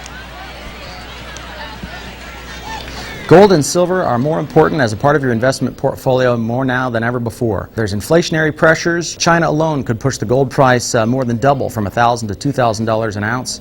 Hi, my name is Jason Hommel and welcome to the JH Mint. Here at the JH Mint we have all sorts of gold and silver. We have about 200 ounces of gold. We have about 20,000 ounces of silver or more in stock. We also assay or scrap gold jewelry and placer gold, and we will be here for all of your gold and silver investing needs Monday through Friday, 10 a.m. to 5 p.m. Bratton is the neighbor you can count on for your most important insurance decisions, 24 hours a day. The first step begins with a phone call. Hi, I'm Mike Bratton, your good neighbor State Farm agent, and I look forward to hearing from you. Since 1984, my team and I have been educating clients and developing long-term relationships through personalized and professional guidance on their insurance programs. We will put you in the driver's seat and strive to enhance each encounter you have with us. Like a good neighbor, State Farm is there. Your car or truck is an extension of your personality. Chuck Cavros knows this, so Top This delivers truck and auto attitude every day with in-store displays featuring thousands of products from WeatherGuard, DZ, Bracket Truck Racks, along with a large selection of aftermarket performance products, all from the top manufacturers. So give your car or truck the attitude it deserves at Top This Truck and Auto Accessories. Purchasing a used car is better for the environment than buying a new one. That's right, the energy it takes to create a new automobile versus one already built is substantial. So when you choose a used vehicle from Keith Kerwin and Todd Slover, you're helping the environment by consuming less energy. At Pioneer Motors, every car is handpicked, Carfax checked, inspected, and detailed. Pioneer Motors, 1611 Main Street in Grass Valley. Bob and Kurt Pinkham have been serving your carpet needs in Grass Valley since 1977. That's over 50 years of experience. Their new 3,500 square foot showroom is stuffed with the latest designs in carpet, vinyl, hardwood, and ceramic tile flooring products from all the top manufacturers. With many products in stock in their huge 3,500 square foot warehouse. It's Bob's Discount Carpet in Grass Valley. Well, welcome back to halftime here at the LeFebvre Stadium at Placer High School. Placer out on top by a score of 34-13, and there's a good shot of the Placer High School marching band dressed up in full regalia with the two band directors. And let's take a listen.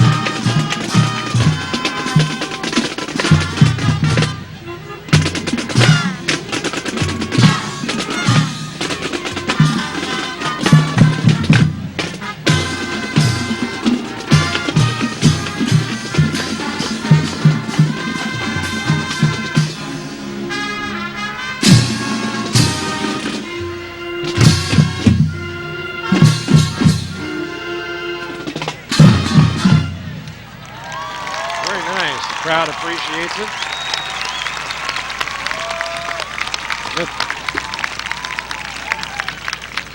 I'd like to tell you that this special edition of the NorCal Game of the Week for Placer High School football is being underwritten this evening by Hanson Brothers Enterprises. Hanson Brothers knows the requirements for a beautiful home. It all begins with a good foundation. Hanson Brothers specializes in site preparation and the placement of underground utilities and septic systems. Then you just add drainage, driveway paving, and concrete work, and finally finish it off with topsoils and garden enhancements from Hanson Brothers Colfax. It's all at Hanson Brothers Construction, HBE Rentals, and Hanson Brothers Colfax, where no project is too small. And by Touchdown Productions, celebrating our 13th season of local sports television.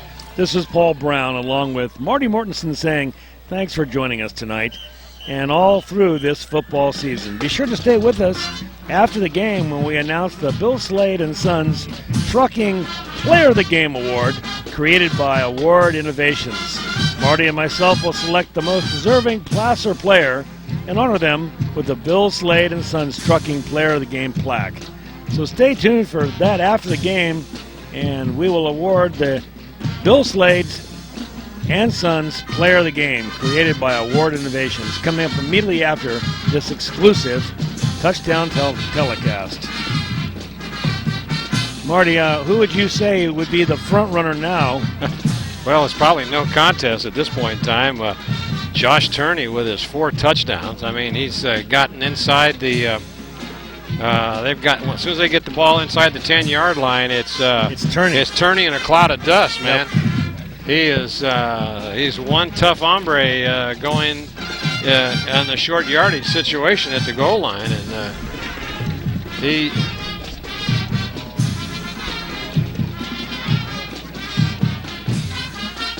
All right, we'd like to tell you that you are watching exclusive coverage of Placer Hillmen football on Touchdown Sports Network.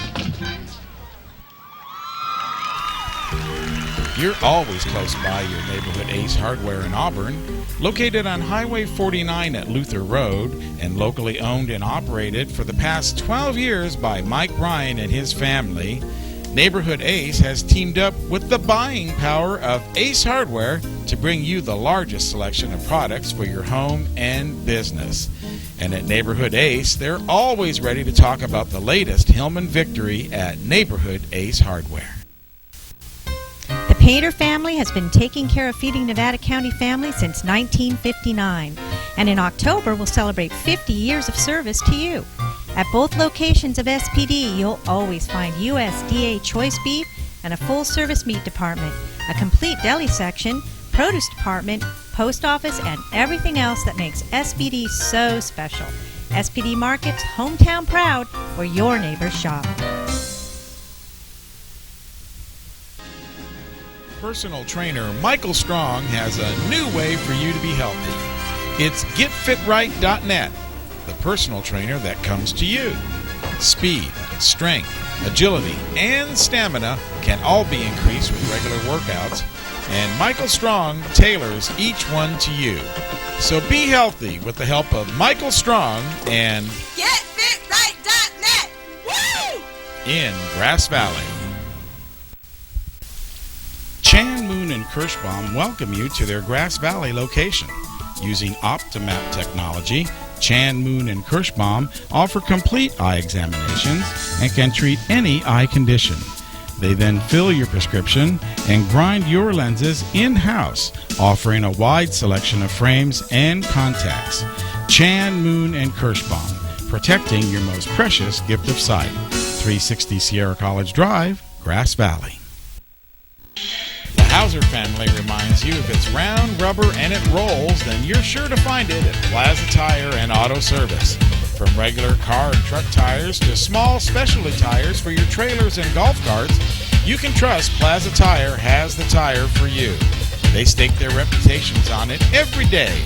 Plaza Tire and Auto Service. Auto repair done on your schedule, not theirs, in Penn Valley, Nevada City, and in Colfax. Well, we're back here at halftime. Marty Mortensen along with Paul Brown saying thank you for joining us tonight as the Placer cheerleaders on the field, along with the Placer band, and about ready to do another routine.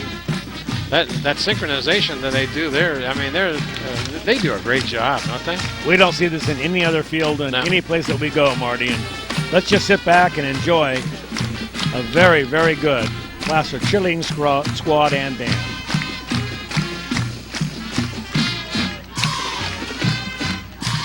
Fans are into it.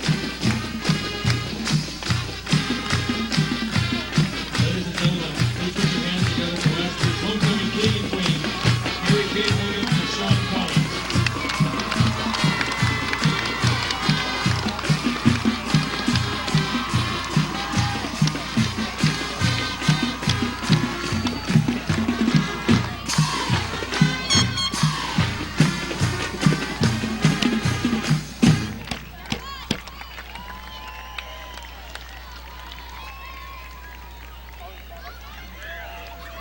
Homecoming tonight.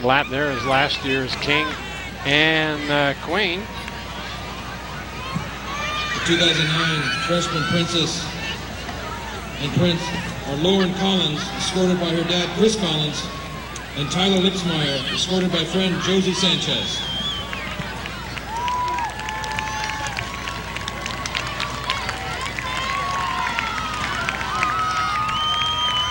There's the freshman princess.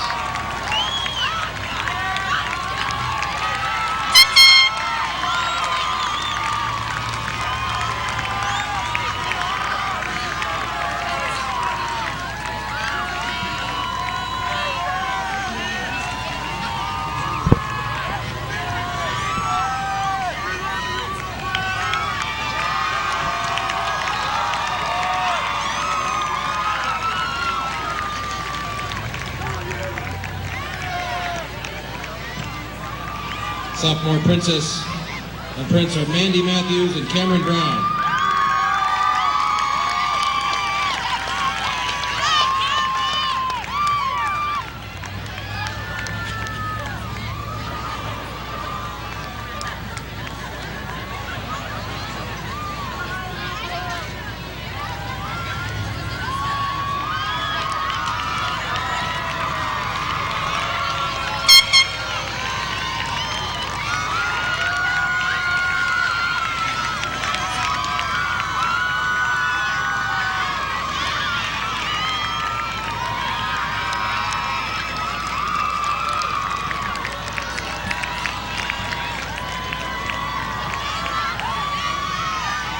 Trying to be as ladylike as they can getting out of that truck.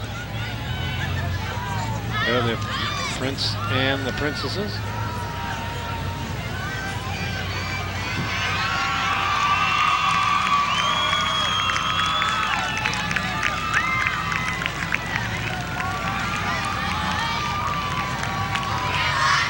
And they'll go out to the middle of the field. And The junior princess and prince are Celeste Havner, escorted by her mom Terry Havner, and Stephen Cox, escorted by his mom Vicki Cox.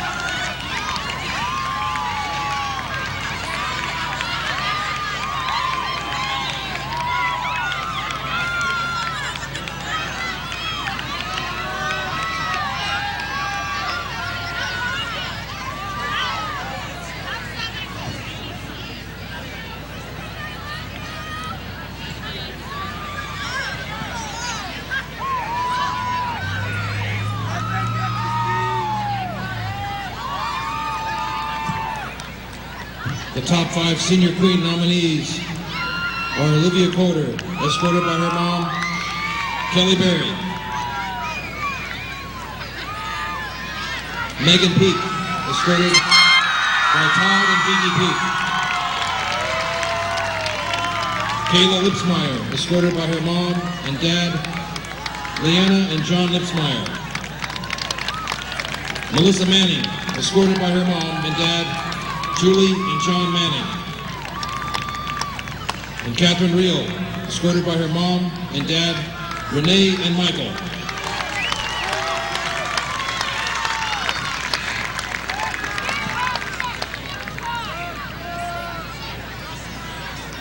And the top 5 Senior King nominees are Conrad Harder, escorted by his mom and dad, Dana and Chuck Harder. Ian Beckler, escorted by her mom, Gloria Beckler. Josh Whitehead, escorted by his dad, Chris Whitehead. Asher Gottsmer, represented by his parents, Marcia and Bruno Gottsmer. And Zach Abishon, escorted by his mom and dad, Danelle and Brian Abishon.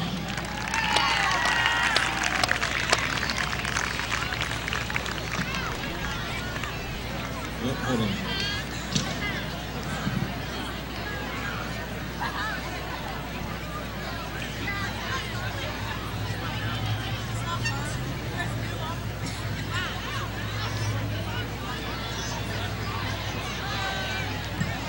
Ladies and gentlemen, each of the nominees is being given a different colored balloon. In just a moment, we'll be doing a balloon release on the field. The nominees holding matching colored balloons will be your 2009 Homecoming King and Queen.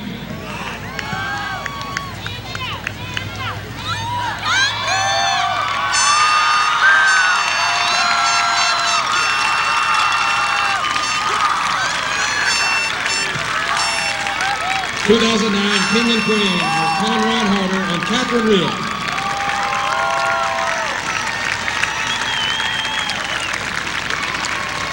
Conrad Harder and Catherine Reel will be your homecoming King and Queen for Placer High School 2009. A big moment for these two young people.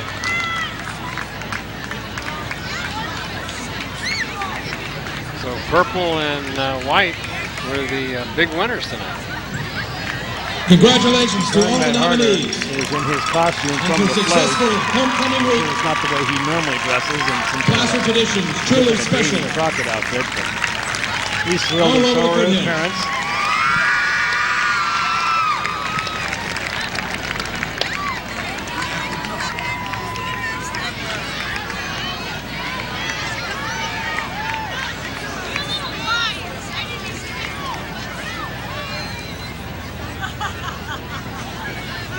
They'll remember for the rest of their lives, I'm sure. Exactly.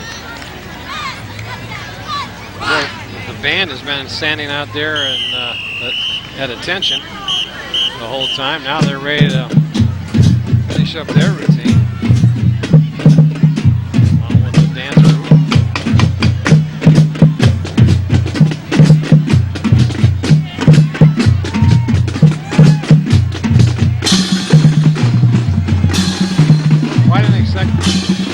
Exciting halftime performance by the band, the cheerleaders, and the dance group. So it's been fun, along with the crowning of the homecoming queen and homecoming king.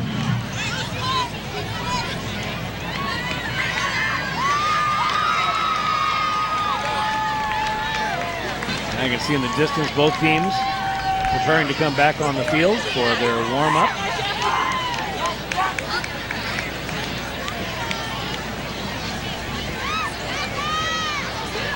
There's a good shot of the band. Once again, this Placer band. Oh, they're fantastic, aren't they? Like none other we see. No. I mean, they're large in numbers, and precision marching is, and along with some great music.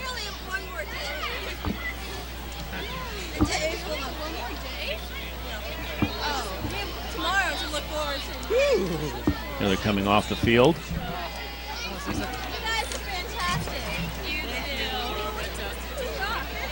Beautiful night here at Placer Stadium, at LeFebvre Stadium, home of the Placer Hillmen high school football team.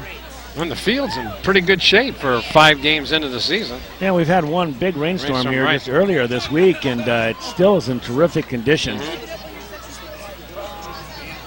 Sometimes I wonder if the offense is actually directed to, you know, try to work one part of the field rather than the other by the maintenance crew.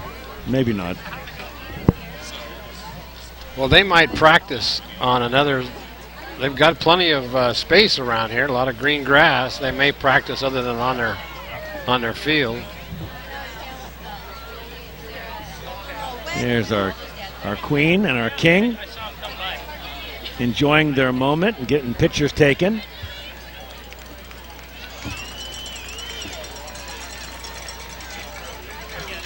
Were you ever a homecoming queen, Marty? Or king, Marty? Oh, listen, thanks a lot, fella. That was a slip. Yeah, right. Sorry, that was. Yeah, that's great. That was a slip. No. No, neither was I. No, I did find a tiara once in a trash can on campus. That was as close as I ever came. Well, that's exciting. Yep. There's the banner looking over the floats here, the homecoming floats. I don't think they've announced who were the big winners of the float contest. More than likely the seniors, I would suspect. They had quite a float with the theme that they had is, I believe it was Peter Pan.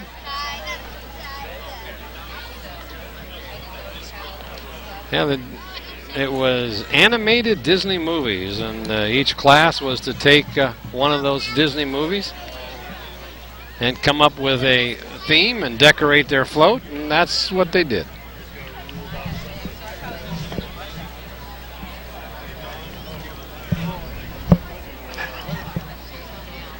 So it's in.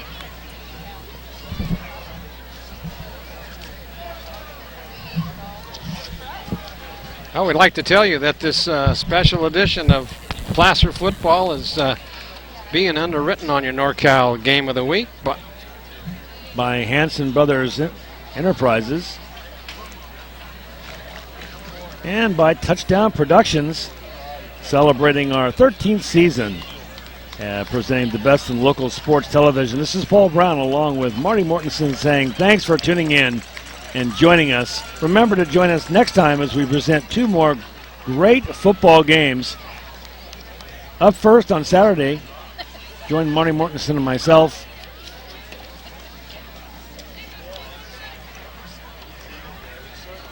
for the Game of the Week telecast. And all the great sports moments produced by Touchdown Productions, now seen streaming over the World Wide Web at www.nevadacountytv.org. Just click on Watch NCTV Now or On Demand for the latest broadcast of your NorCal Game of the Week. Your attention, please. well, the captains will head out to the center of the field to Placer will be kicking off, and to Capital Christian will have to see if they'll be able to get something started here, as they are really having some tough times out here tonight, Paul. They've had an opportunity to get back in this ball game on a couple occasions, just when they do, and then Placer marches 76 yards down the field and with no problem whatsoever. The defense just cannot stop anybody. No, the Placer team has scored every single time that they've touched the football. Right. With the exception of the two times that they turned the ball over. Yep. So that's something that's going to have to change here, and I think that would bring a rousing round of applause from the Cougar sideline if they were to just hold them for 3 downs. I don't think that Placer has had made a punt tonight, have they? No. I didn't think so. Will be kicking off and defending the north goal. So Placer will kick off and defend the north goal as they come out onto the field. Coming out to do the kicking will be Cameron Southward. He's probably, as I mentioned earlier, probably have to ice his leg down. That's all he's been doing, is kicking, tackling, and he scored one 79-yard touchdown. Oh, that was Gottsmer that got that pass. But Cameron's been very busy out there tonight. All right, with the call, here's Paul Brown. And kicking off deep, there will be a return. Cougars bring it back and hitting a brick wall. He's still on his feet, though. He's got some room. He's got the one player to beat down the sideline, now cutting back upfield. That was Mullins for the Cougars. How in the world did he get by that first set of tacklers, Paul? I can't believe that. And he seemed to it startled him as much as anybody on the field. He just found himself there with a whole lineup of blockers in front of him, one player to beat, and that was Cameron Southward, and he managed to hold him up until he could get some help. So onto the field will come the offense for the Capital Christian Cougars. Over center, James Lee.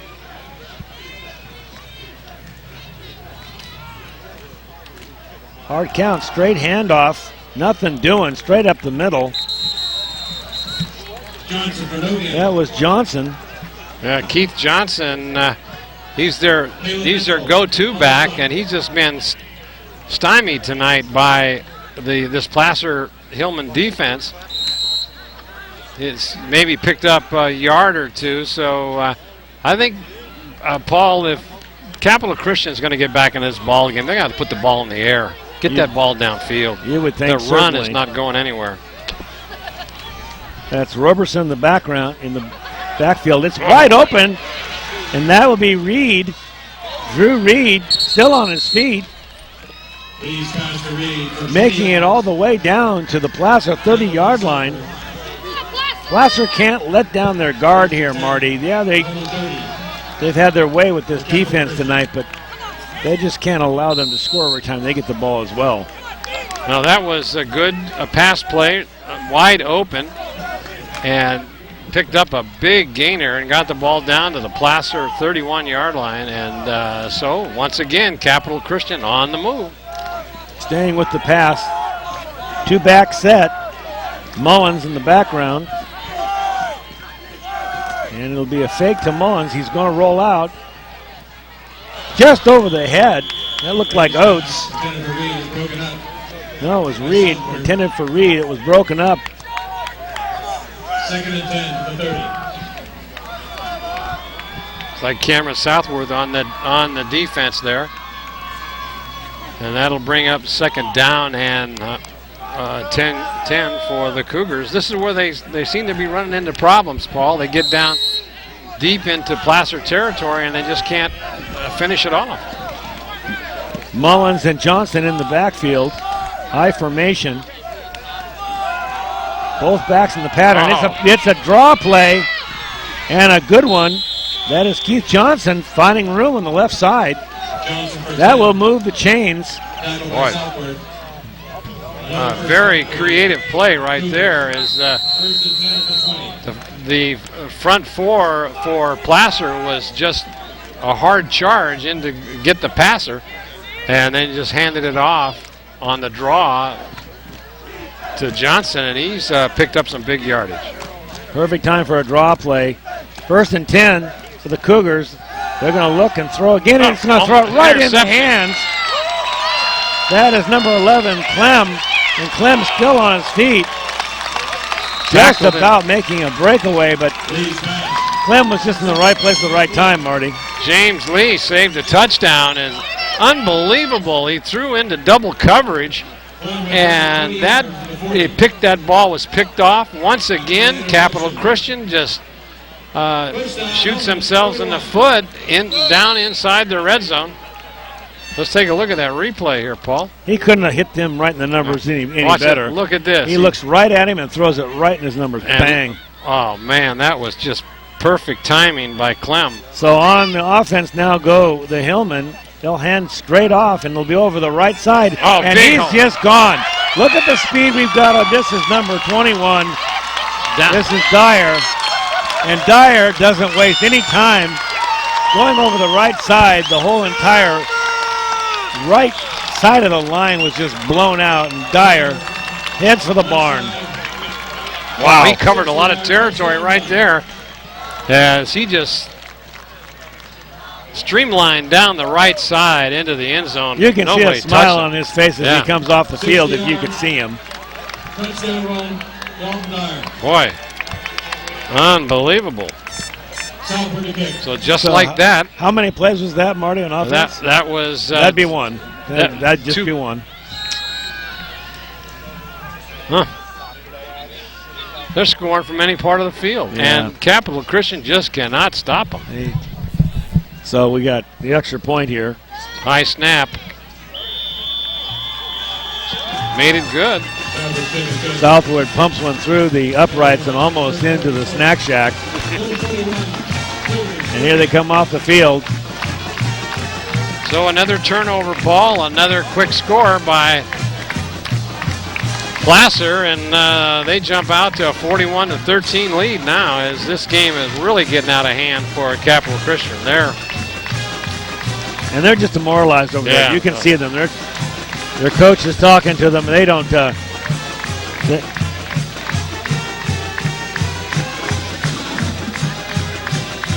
we'll have to see now as very quickly that just took less than a minute to get that touchdown. A very big thanks to Mortensen Toyota for supplying the cars for tonight's homecoming festivities. A big supporter of the Hillman program throughout the years. Also a big thanks to General Manager Dave Harris. No. Kicking off now for Placer one more time is Southward.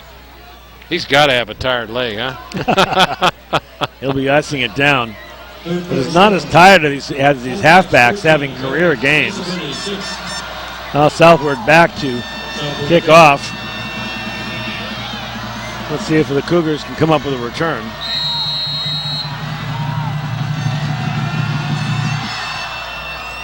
Kind of a squibber coming back straight up the wedge, looking for some room and not finding much. That's number 10. That would be Mixon. Mixon brings it up to the 25. So Mixon gets the ball out to the 25-yard line. It'll be 1st and 10 for Capital Christian, and I think it's getting a little bit late for these Cougars. They've got to get something on the board and get something going, Paul. And I really hope actually that Coach Montoya decides to start playing some of his second stringers now. He can bring them in here. He's got a 30-point lead almost.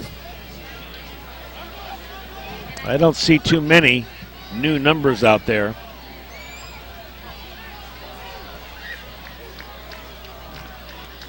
So back under center will be James Lee. In his backfield, he will have Johnson straight up the middle, and that is Johnson. Johnson on the carry. 6. Looking for some room. 6 yards on that carry. On the top.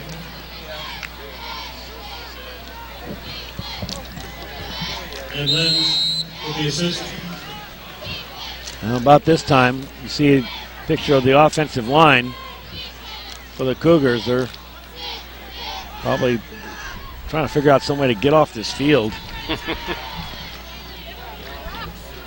Lee handing straight off. It'll be right up the middle again. The Cougars content to just burn some clock here. Ball carrier, Mullins. Picks up about 3 yards. It will be 3rd down now and 4. Yeah, they give him a 1st down. Oh, they are going to move the chains, it looks like.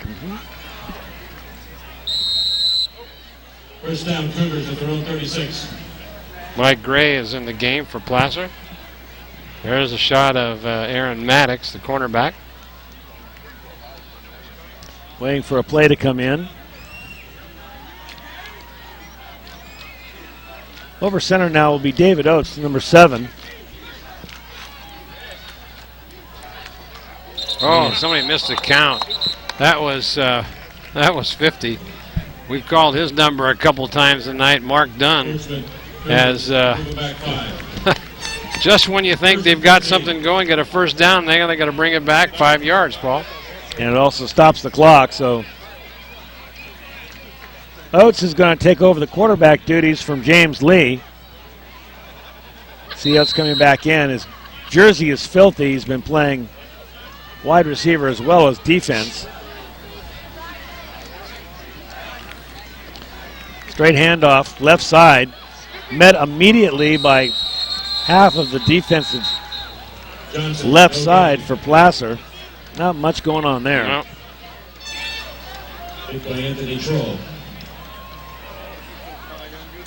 Bring up 2nd down. 8 minutes and 20 seconds left, 3rd quarter. Connor Daniel comes into the ball game. Coming out is Gottsmer. Give him a rest. He's had a busy night tonight. Keith Johnson still at the I back. Mullins, his fullback, I formation. It's a fake and a rollout. That's David Oates looking for some room and not finding much. No, he didn't even get back to the line of scrimmage, I don't think. And there's a flag coming in late. I think they're going to have personal foul, I think, against the Placer Hillmen. They'll march off 15 yards, give him a first down.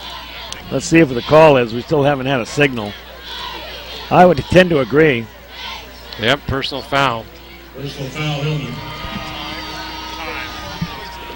Fans don't like it, but referee's right on top of it. They don't want to get this game out of let this game get out of control. This is when tempers start to fly, when it gets this lopsided. We've seen it before, Marty. Attention, folks, get out your raffle tickets. We're moving out the final. So that will be a first down now Just a few. for the Cougars. Oates is going to stay at quarterback.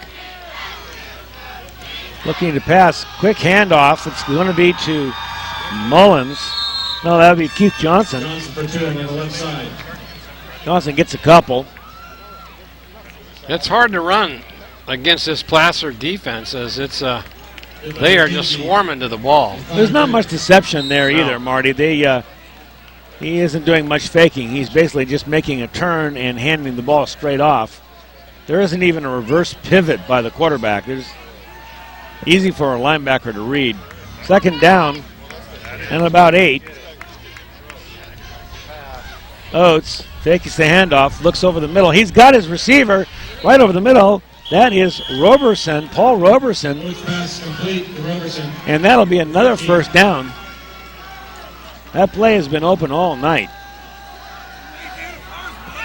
It doesn't look like there's anything wrong with James Lee over on the sideline.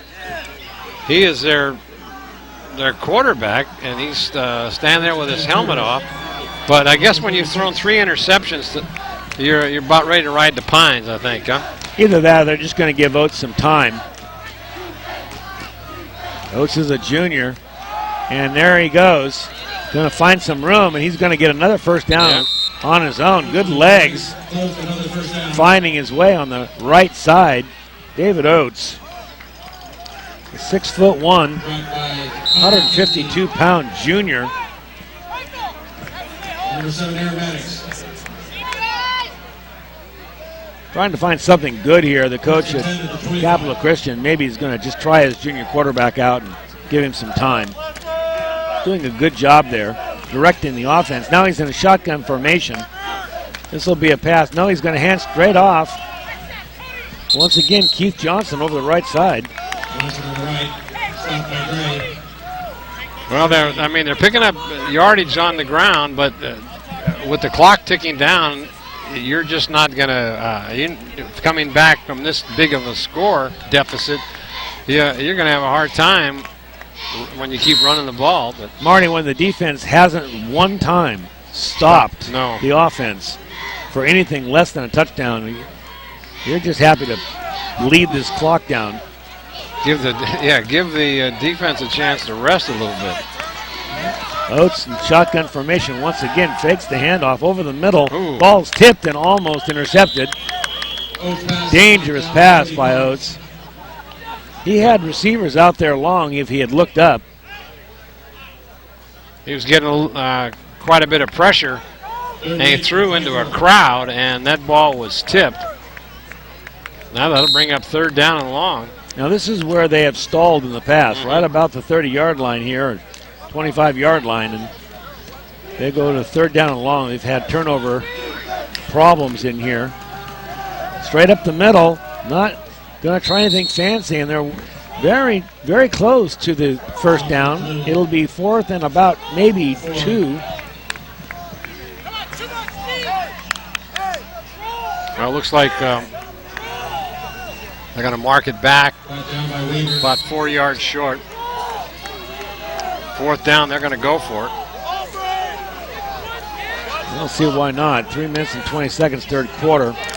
Once again, Oaks over the ball. He will have an I formation in the backfield. Takes the snap, straight handoff fake, and he pitches it out. I think that ball's alive. No, they're going to say it was incomplete pass. An incomplete pass. Boy, that was a matter of interpretation there, whether that was a lateral or not, but that will end the drive once again. Big pass rush by Connor McKenzie as that quarterback had nowhere to go, and he just tried to throw it left-handed. So now I've just noticed, Marty, even though that was an incomplete forward pass and a change of possession, the clock is continuing to run. Yep, they are. So there is a mercy rule here. I didn't realize there was one in effect. In the varsity game, that just seems strange. It does seem strange to me, too. I didn't think that was the case here in varsity football, but 28 points is a big lopsided. I'm wondering what the rule is there.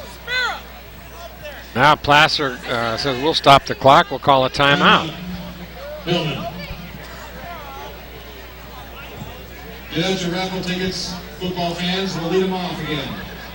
First off, we have one unclaimed. So we will take a timeout here. A lot of fresh jerseys now going in for the Placer side. And a few also for Capital Christian.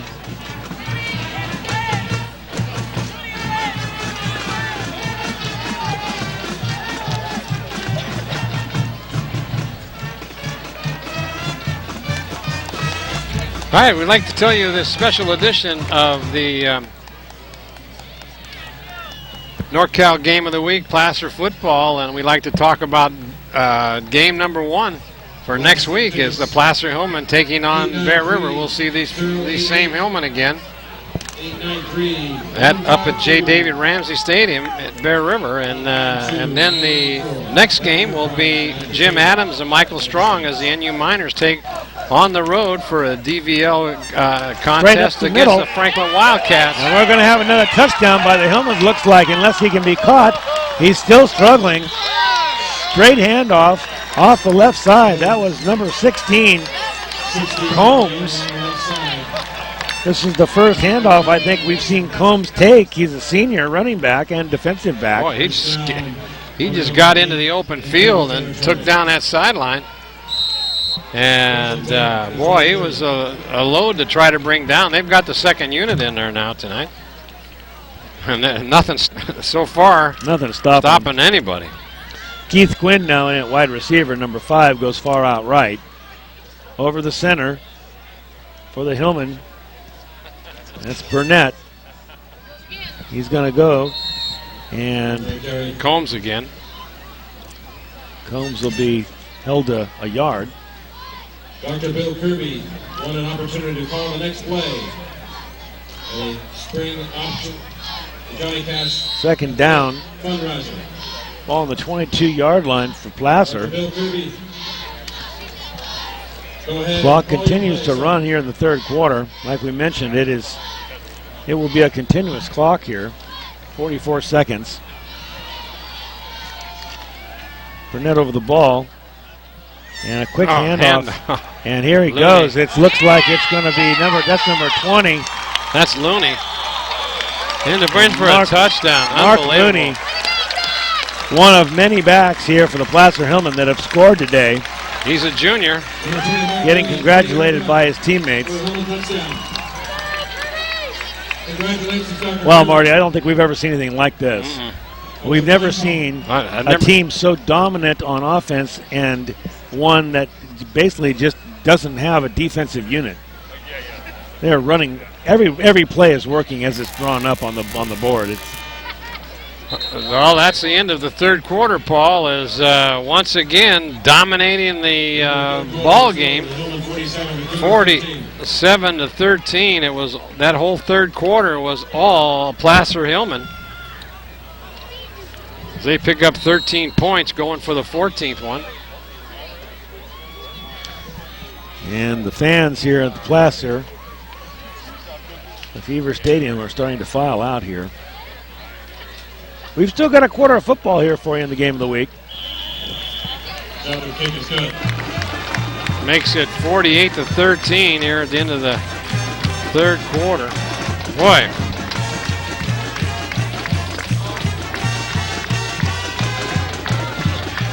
A 14-0 run during that third quarter, Paul. You did a great job, man. Huh? Thank you, Marty. Look at that. I learned from the best. Yeah, right. We're going to hand it back over to you. Take a look at this touchdown now. Watch this as Mark Looney gets that handoff, starts over the right side, then gets a couple of good blocks and cuts it in. And he gets down to the 15 and then cuts it back again. And they're just the Capital Christian just standing around and takes it in, gets slowed up a little bit, almost loses the ball, but then hangs onto it with both hands. Gets control and then runs into the end zone and brought down in there by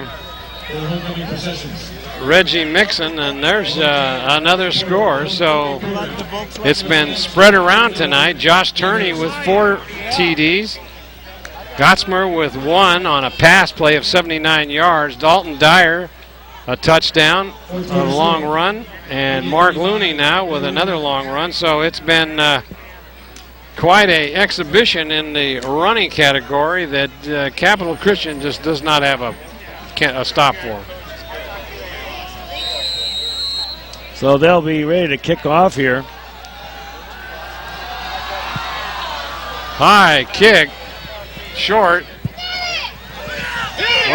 Oh, that was close to being a turnover. Ball was a spinner, held up in the wind. Had a lot of backspin on that. I don't think that I don't think that David Oates, who came over number 7, that came over to field the ball, knew what to do with it.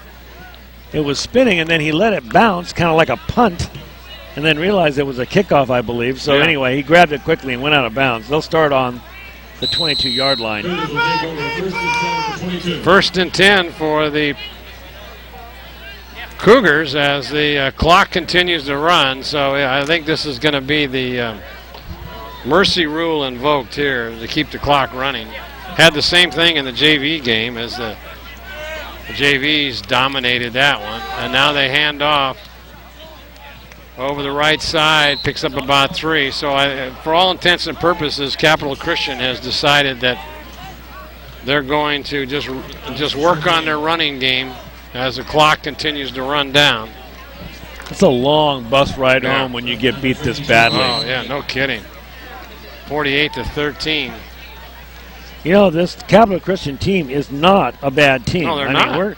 They've won 3 games this year, and they come in this game 2-0 in the league. I think what we're just saying is an extremely good Placer team. So here's the pitch with a big first down run. That is Dylan Mullins, the ball carrier, picked up a first down. They'll move the chains. Now we're going to see this Placer team again next week against Bear River, Marty, and you and I have covered 3 Bear River games this year. Know the team quite well. I would have to say that this Placer team is going to run all over them. Oh. Now, don't quote me on that until the end of the game next week, but I don't think the Placer will be able to run on Bear River like they're doing on Capital Christian. They'll break some big yardage, but there's some just big holes that they're opening up. There's a handoff over left tackle, goes for a couple. You know what we do know about Bear River is they like to play Bear Roots football. They're going to run up the middle, they're going to run left, they're going to run right, and they're going to get 3 1/3 yards, and they're going to get their first downs and grind that clock.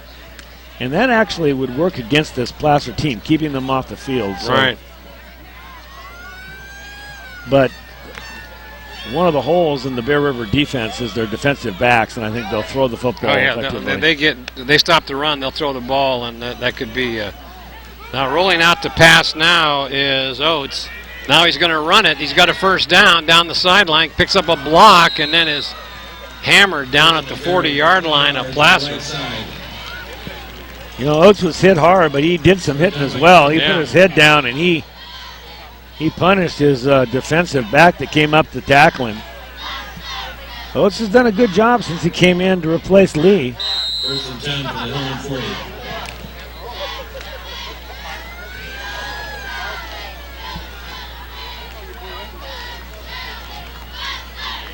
One more time coming in. Calling the play. In the backfield is 3 receivers out. There's a delayed handoff to Johnson as he picks up some big yardage down to the 30-yard line. Johnson on the side, 12 yards. Yeah, they're not even stopping the clock on a first down chain move. Tackled by T1 Song. clock now down under 8 minutes. First and 10 for 29. On the positive side for the Capital Christian Cougars, we saw one of the best quarterbacks we've seen all year in James Lee. His arm is nothing short of special. He's a senior. Now over center, David Oates. 2-back fumble. He picks it up. We're going to be running with it. Looking for a block. Can't get it. But coming up for is Cody Combs. Good defensive play there as he's made several of them tonight. The senior defensive back. No, there's a player we've seen a lot of tackles tonight. Cody Combs coming in with speed, smelling blood, and making a decisive tackle. So that'll bring up second and long now as they're going to be forced to put the ball in the air. They're going to pick up any yardage. Fake handoff pass right over the center, and it's sure. Did he catch it? No, it was incomplete. Yeah, short. Pass was intended for Rodriguez, and it was just thrown short.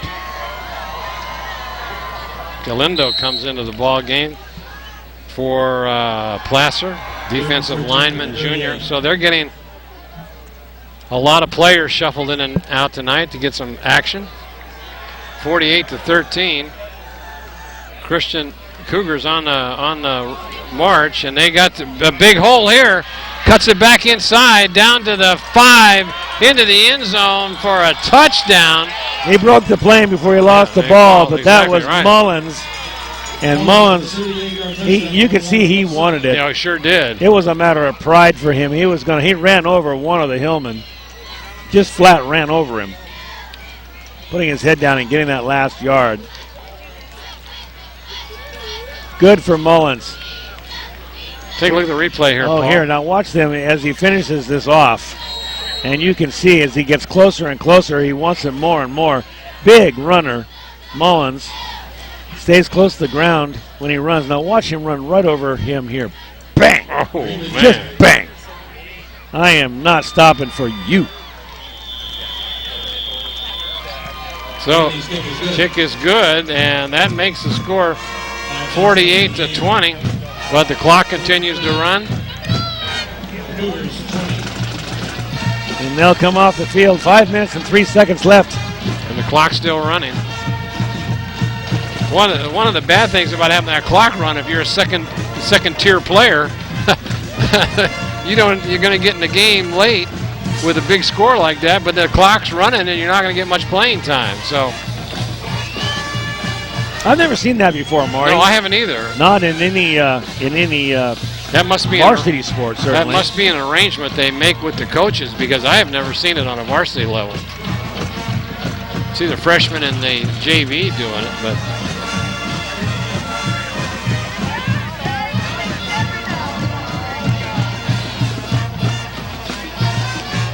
Well, I'll tell you what, to this Placer crowd, so many of them are hanging right in here. Yeah, They're not moving. some of them are getting a head start on it, but clock continues to run. 4:07. They'll burn almost 3 minutes just lining up for the kickoff.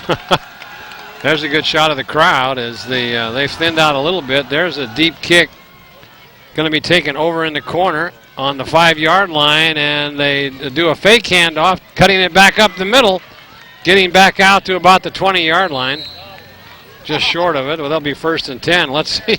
That was Southwood.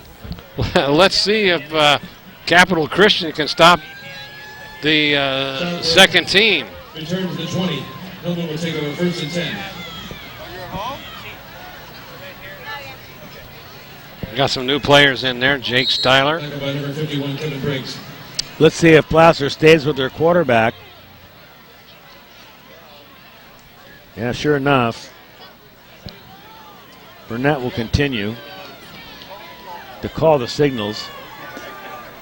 I bet you the ball doesn't get into the air, Paul. You think? Yeah, I think we're going to have some runs. Quick handoff, second man through. And that goes for about 4 yards. And it'll bring up second down. Coombs, the ball carrier. There's a Number 64, Josh Van Dalen. Joe Sapira in the ball game. We'll see this same Placer team next week at Bear River. It'll be a must-win for Bear River, as the last I heard, it was 12-0 in favor of Whitney over Bear River, and that having 2 losses in league play is not going to get you to the playoffs. There's a handoff. Left side, big hole, cuts through. That was Combs. Coombs again. You know, I notice on the roster, the Hillman roster, that there is only one quarterback that they list, and that is Burnett. I'm wondering who the second-string quarterback would be. There's none listed. Well, you don't really need a quarterback when you can have all that misdirection and deception. All you got to do is just keep running the ball, handing it off, and opening the line, opening up some big holes, and next thing you know, you got 48 points.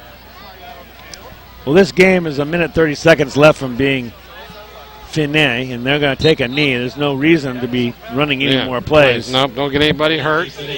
Play for next week. And Capital Christian not stopping the clock. They'll just run the clock down. They'll get... Okay. Here we are. Marty Mortensen along with Paul Brown. We're here high atop the LeFebvre Stadium watching this ball game in amongst the fans. And we're having some fun tonight. Paul, what do you think? Well, I think we've seen closer football games, Marty. Well, we have to get a player of the game.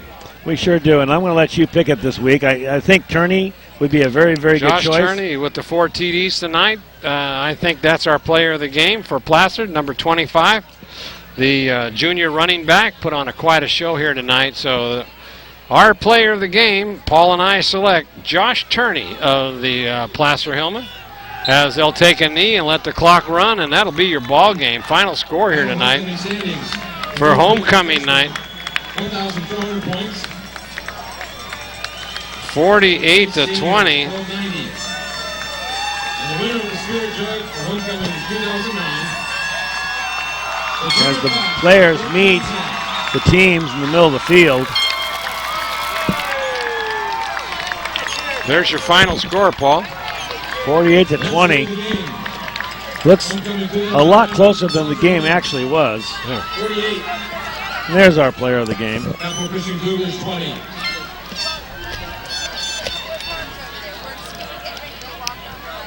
Both teams go out to shake hands.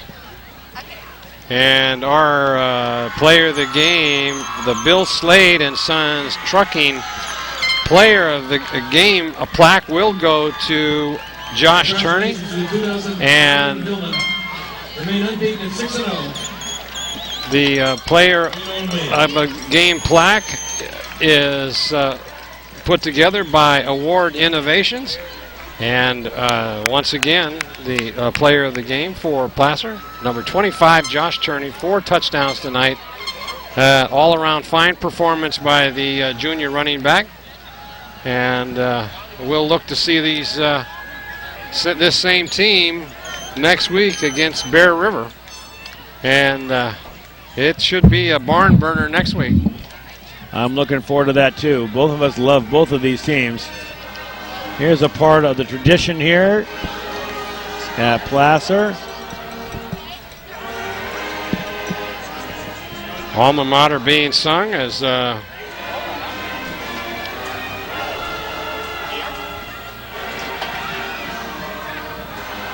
swaying to the music of the alma mater as band director leads the Hillman band. And even the crowd's into singing the alma mater, Paul. A great many of these people in the stadium here are Placer graduates. You bet. Yes, sirree. They sure come out and support their team. The next home game for the Hillmen will be in 2 weeks, October 30th versus Lincoln. Well, that ought to be a good game. 2 weeks from now, Placer versus Lincoln. That will be Both that'll be a teams. very, very big game here in the PVL. It is always great to be a Hillman. So both squads are out in the center of the field. The fans are filing out. Our final score tonight was 48-20. Placer got off to an early start, Paul, and never looked back.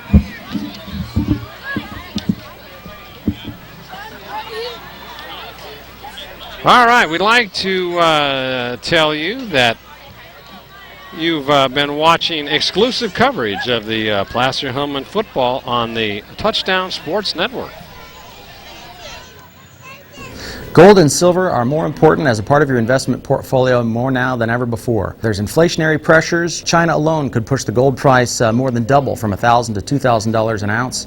Hi, my name is Jason Hommel and welcome to the JH Mint. Here at the JH Mint we have all sorts of gold and silver. We have about 200 ounces of gold. We have about 20,000 ounces of silver or more in stock. We also assay or scrap gold jewelry and placer gold, and we will be here for all of your gold and silver investing needs Monday through Friday, 10 a.m. to 5 p.m. Mike Bratton is the neighbor you can count on for your most important insurance decisions, 24 hours a day. The first step begins with a phone call.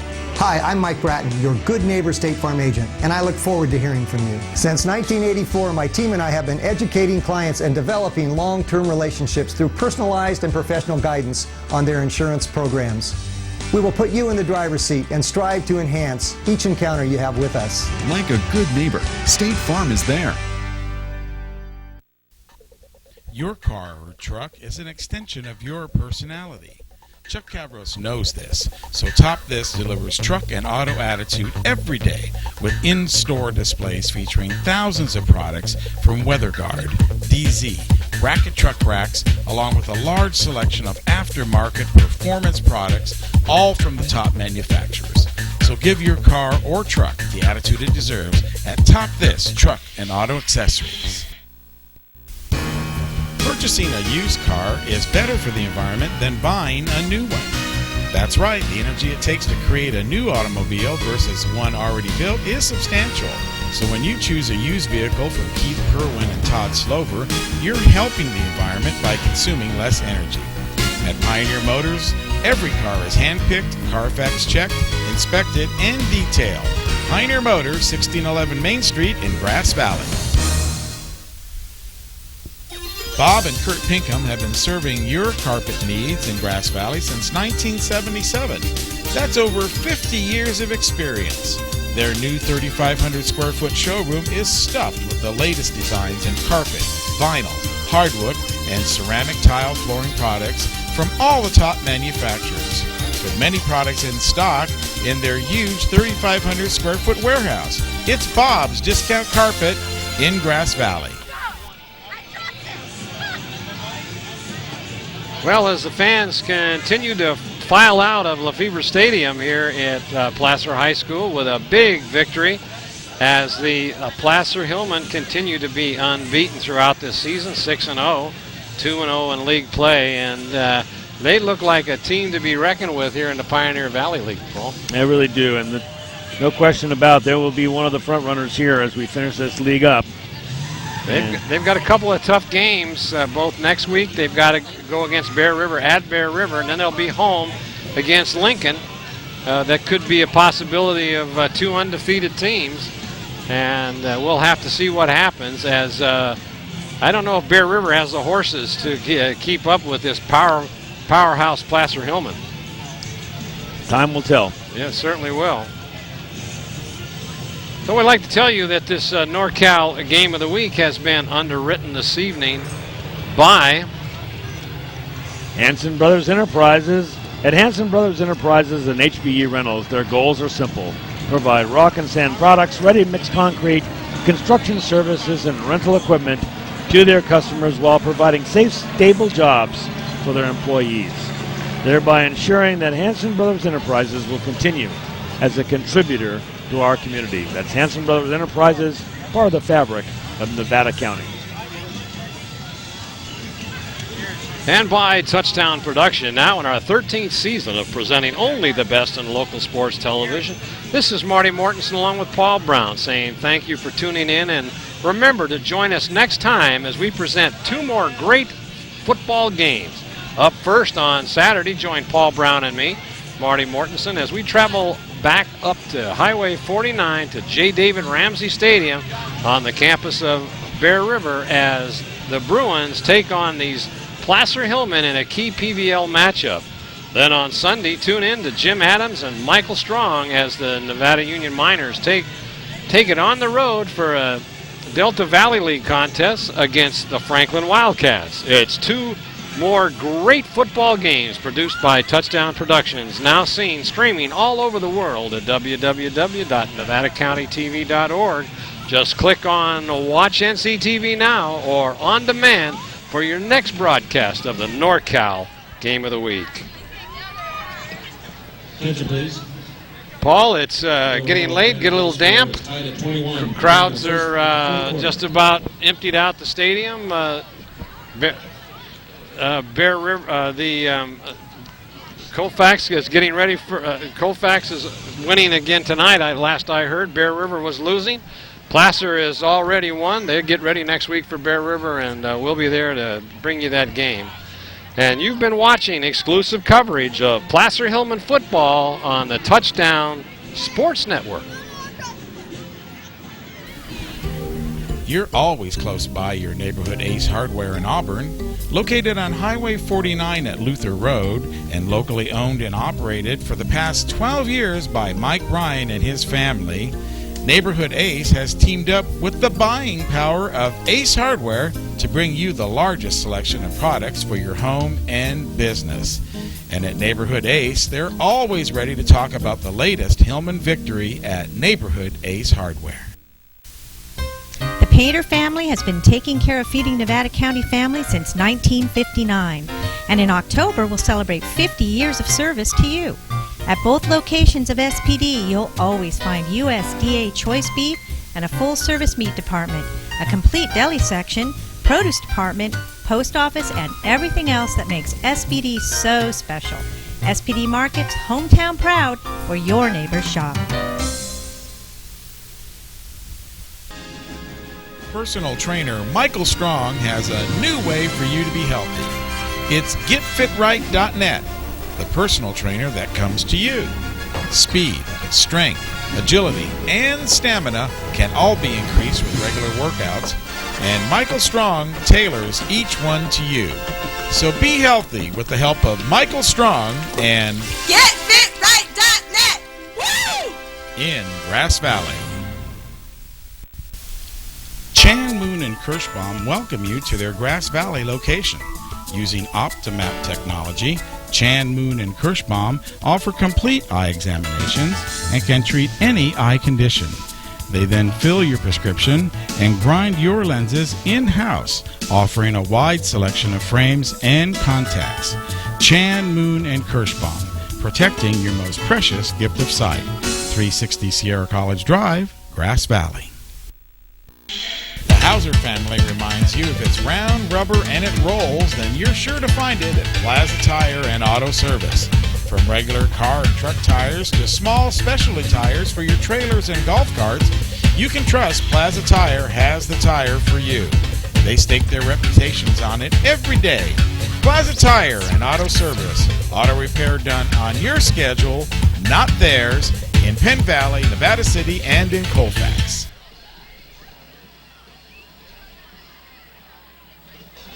Well, we're back here at LeFebvre Stadium on the campus of Placer High School. We've got A big victory going away since from the start of the gun that first sounded. Placer, no question about it. They were off and running, Paul, and it was kind of a no contest even in the middle of the first quarter. Yep, the game started and they never looked back, Marty. There was never a question really who the dominant team was going to be, even after they scored from the second play from scrimmage, I believe. Right, yeah. Yep, so that big 79-yard pass play, and that's kind of all she wrote. That set the tone of the ball game. Gottsmer picked up that 79-yard pass play and off to the races, and that just about did it for this Capital Christian football team. They put up a good fight, but they came out on the short end. A big victory for Placer. Still undefeated at 6-0. Moving to play next week at Bear River, and we'll see how that game unfolds, as Bear River needs some victories along the way to stay in the competition. All right, your executive producer for tonight's game was Gilbert M. Dominguez. Titles and replays, and remote coordinator and director is Sean Kashofsky. There's titles and replay. Brandon Duckett. Nice job again tonight, Brandon. Our announcers, myself, Paul Brown, and of course, the incomparable Marty Mortensen. Camera operators tonight, Nicole Teichman and Chris Glass. Nice job, both of you out there doing double duty. Technical engineer Paul Miskowski. Office manager Lynn Dominguez. And of course, the remote facilities, the Commander 3. Commander 3 Maintenance, Plaza Tire and Auto Service. And the Player of the Game Awards, Bill Slade and Sons Trucking Award Innovations. Touchdown Sportswear, DK in Stitches. And Touchdown Finances, Cinto Graciano LLP. Yeah, we sure love to hear from you. Give us a call at 274-2206 or write Gil at touchdownproductions.com. For Paul Brown, Marty Mortensen, and Sean Kashefsky in the truck, good night, everybody.